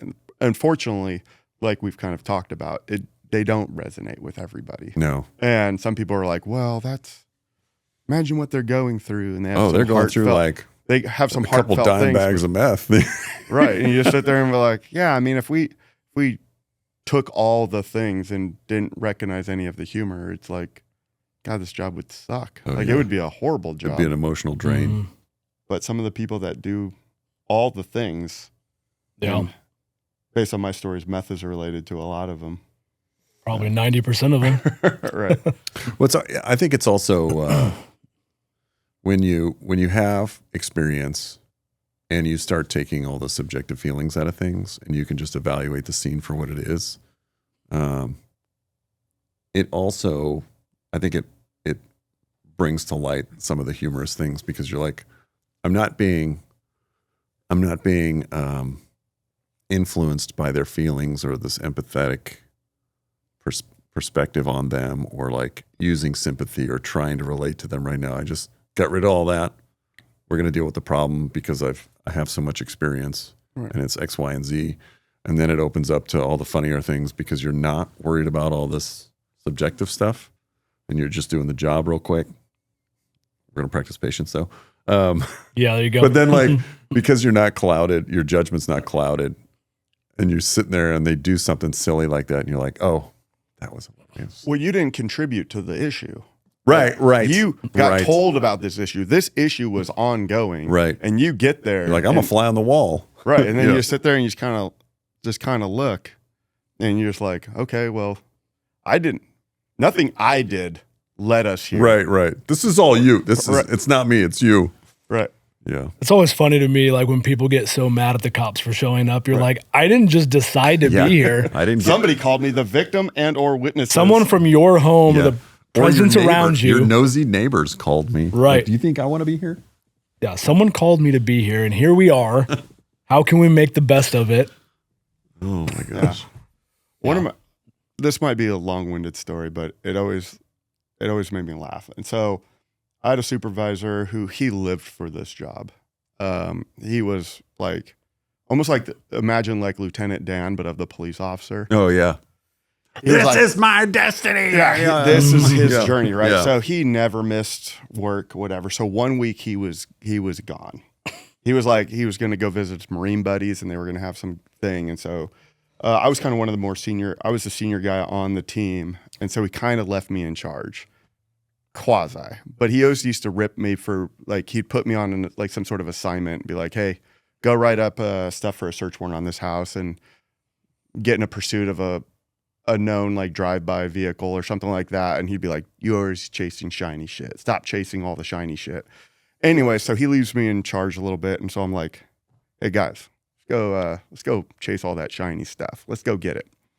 So ended up being a wild week, but the second day we had two good officers, and they were going by a drug house. Like they were going to go just trying to swing by, they see a car that's loaded 3 deep. And so they're like, "Oh, there's no plates on this car. We're going to enforce a stop." Well, this car starts going in pursuit, and it's just a slow speed pursuit, but like I'm way far away. So I'm trying to catch up on the freeway. So inevitably, like I'm hearing all this radio traffic, and I'm trying to catch up, and I hear it's like, "Hey, we need a Marine unit. He just jumped off the bridge." Oh Jesus! And it's like this bridge is hundreds of feet tall. Yeah. And I'm like, "Oh shit!" And then we're like, "Oh, we need an air unit. He just got onto a boat." And I'm like, "Oh my god, what's happening right now?" Like I'm totally like, I've never even heard of this. It's like what is this, James Bond, Grand Theft Auto. Yeah, 5 stars, man. He's wanted. And so lo and behold, they watch the boat like takes him over to the shore, and then he like starts stripping all his clothes. And he starts running through the forest, and he ends up getting apprehended by like a CHP motor or something like that. But the distance that he fell off this bridge was so incredible that it's like, how did he even live? Yeah. Pure adrenaline. Like, right. So I'm like, I have to go talk to this person. Like I have to go to the hospital. Right. And figure out like what that was. Yeah. Did you scream all the way down, or so it was really funny because I go to the hospital, and I kind of, it's like you kind of want to shake his hand. Like that was impressive. Yeah, it was good. Good effort. A for effort. That was amazing. Right. And so I asked him like, "Dude, what was it like falling through the air like that?" Because while I wasn't on scene when he originally jumped, I saw the body worn. I saw the dash cam. And it looked like he hit the railing because he went from the driver's seat, climbed over the passenger, and hit the railing almost like a Titanic when they were like the people would be falling and hit the blade and start spinning. Oh. That's how he went over the ledge. Like his feet went over when he, and it was like incredible. And so I was like, "What was it like falling through the air like that?" And he was like, "Honestly, I passed out." Oh. And then I was like, "Okay." I was like, then what happened?" He's like, "The next thing I know, I'm being pulled out of the water by white people."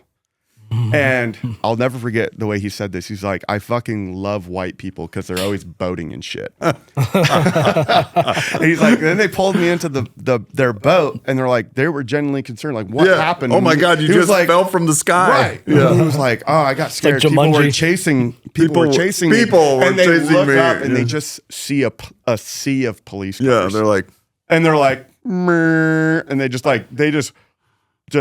right Throttle over the out. shore and get out of here. Get out of my Luckily, he boat. went. Like he Oh my went and God. started hoofing it on foot. But I always thought that was the funniest thing. I laughed so hard when he was like, "I love white people because they're always boating and shit." Can't make this stuff up. Such a great line. And he was Yeah, like, that's- it was, and we still don't know why he was running. Like, are we sure he had a gun or something on him? Yeah. But he hit that water and it just exploded off of him. But but it was still like, I just wanted to shake his hand. Yeah, you're like, good job, dude. Yeah. So that was always fun. My sergeant came back and he was very I don't want to say impressed, but he was the amount of things that He's like, that had of occurred course. in his 1 week Of off. course Like, this happened. I got in a foot pursuit where the guy got hit by a car. Oh. And like we ended up arresting like a news report. Like all these things like occurred. It was like the busiest week of our busy team's career. That's he cool. came back like Came in threes. he came back like, you guys It's funny. where Leave you alone for one day. Yeah. That's how it happens. It's like when you have a substitute teacher, Right. just everything goes to chaos. Yeah. Yeah, exactly. It was rad. Well, cool. I think that's about wrapping up this episode of Broken Perspective Podcast. Hopefully, this maybe enlightens some of you a little bit on the minds of those who work in stressful professions and why we may laugh at things that from the outside might appear, I don't know, Sensitive. little insensitive or awkward to laugh at, but Yeah. gets us through it. Absolutely. Thank you, Xerxes, for joining us. Anytime. Yeah. You will Appreciate find you that coming. I enjoy podcasts. Love it. Thanks for having me. Appreciate it. Yep. All right, good chat. Those of you who stayed till the end, thank you. We appreciate you, and we'll catch you on the next one. See you.